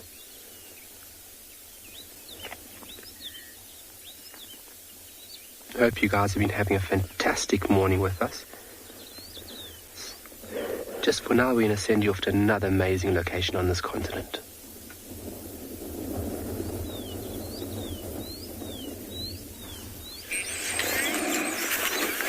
Well, Sorry for that, but we're back, and those are the wattle starling. Look how many we have. Can we assign somebody to count quickly? It's just a good number, I'd say maybe 100. They're everywhere, and looks like they're very happy. Yeah, they're everywhere in that tree. They travel in hundreds, and if these guys land somewhere, you are assured that whatever was disturbing you, if it's grasshoppers or spiders, they'll be done with. Usually they are in company of the migrating herds, and because there are so many animals, definitely there will be ticks and other biting, disturbing insects that will be dropped. They take care of them. So it's a symbiosis that works really, really well. Looks like they've had a wonderful morning, and it's time to groom and preen and clean themselves before making a move. We rarely get to see these many after the migration, so it's fantastic. It is wonderful to see these many of them over here. Looks like they're taking off, but I'm gonna share the real picture. I don't know if you saw it earlier. I'm gonna share the real picture with you, but it's here. You see here. Okay. Let's share the picture again. I don't know if everybody saw that. Yeah, that is the picture here. See that? So this is the picture here. You see this guy here? Yeah. This is the wattle starling. You can see the wattle over here. This one grows during breeding and on top also. So that is what it happens when they're breeding. This is a non-breeding one over here. You can tell the wattles are lacking. That is a non-breeding male, and this is a breeding male. They actually accumulate a little bit of weight also, so they get slightly bigger, and they grow these interesting, good-looking wattles to the females, and they're very noisy, as you can hear them. Distribution-wise, you can see that they're distributed all around the East African countries. That is Kenya over there, that is Uganda, Rwanda, Burundi, and then that is Tanzania. So all over East Africa, there is a very good distribution of them. Wattled starling. Another one for you, for that keen bird watcher who loves bird watching, and looks like this area is really cool for them. They're loving it. There is plenty of stuff to eat for them. I think they've left the tree, but they're coming back every now and then. They're landing over there. We can't see them really well because they are gray and everything is gray. So I'm gonna move on and maybe share the sighting of wildebeest, ahead of us.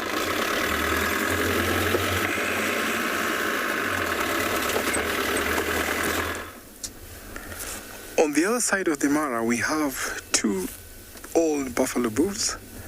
They were relaxed, but now they've woken up. Seems like they pick up a scent. They have a very strong sense of smell.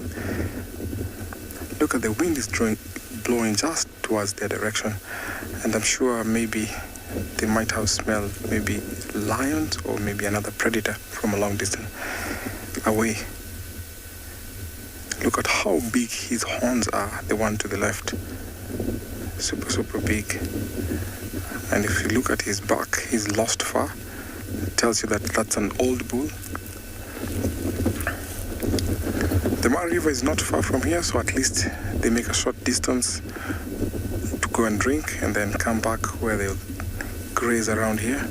So when these buffaloes get old, they have their own home range where it's about 3 or 4 kilometers square, where they can at least walk within that home range where there's adequate supply of water and adequate supply of food. Sometimes when a big herd of breeding herd comes or passes through here, these buffalo bulls will take an advantage of getting the scent and sometimes even mate with the females that are around those herds. So they might sometimes fight off the bulls that are within the herds, and we've seen sometimes clashes between them. Some people would say that these bulls are sometimes kicked out, but there's a belief that when they get old, they cannot keep up the pace when they're walking with these big herds, because buffaloes are bulk grazers, so they need to eat as much as they can and also drink water. So when they're traversing through these home ranges, they walk long distance, and these old bulls cannot keep up with that pace. Sometimes you find them to be 4, 5, depending on the number. Sometimes you can also see one bull by himself, quite very much defensive against predators. I've seen them fighting off lions and other predators. Now, we thank you so much for joining us this morning. We have a very good interactive show. We had some lions. We have big herds of zebra, buffaloes, wildebeest. It's going to be a very, very hot day, so we make sure that you're tuned in the evening, because in the evening you might have some very interactive afternoon. Seems like it might rain later, but crossing our fingers that we have also a good sighting. Thank you so much for joining us. Thank you for your questions. Thank you for your comment. And please join us again this afternoon at around 1600 hours East African time or 1500 hours Central African time. Bye and see you much later.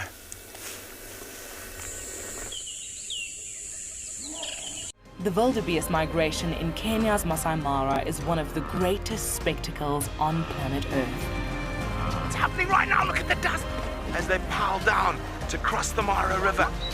And now, Wild Earth will be bringing this epic wildlife event to you live. There's still thousands of them coming out of the water, coming right past us now. Tune in daily, only on Wild Earth.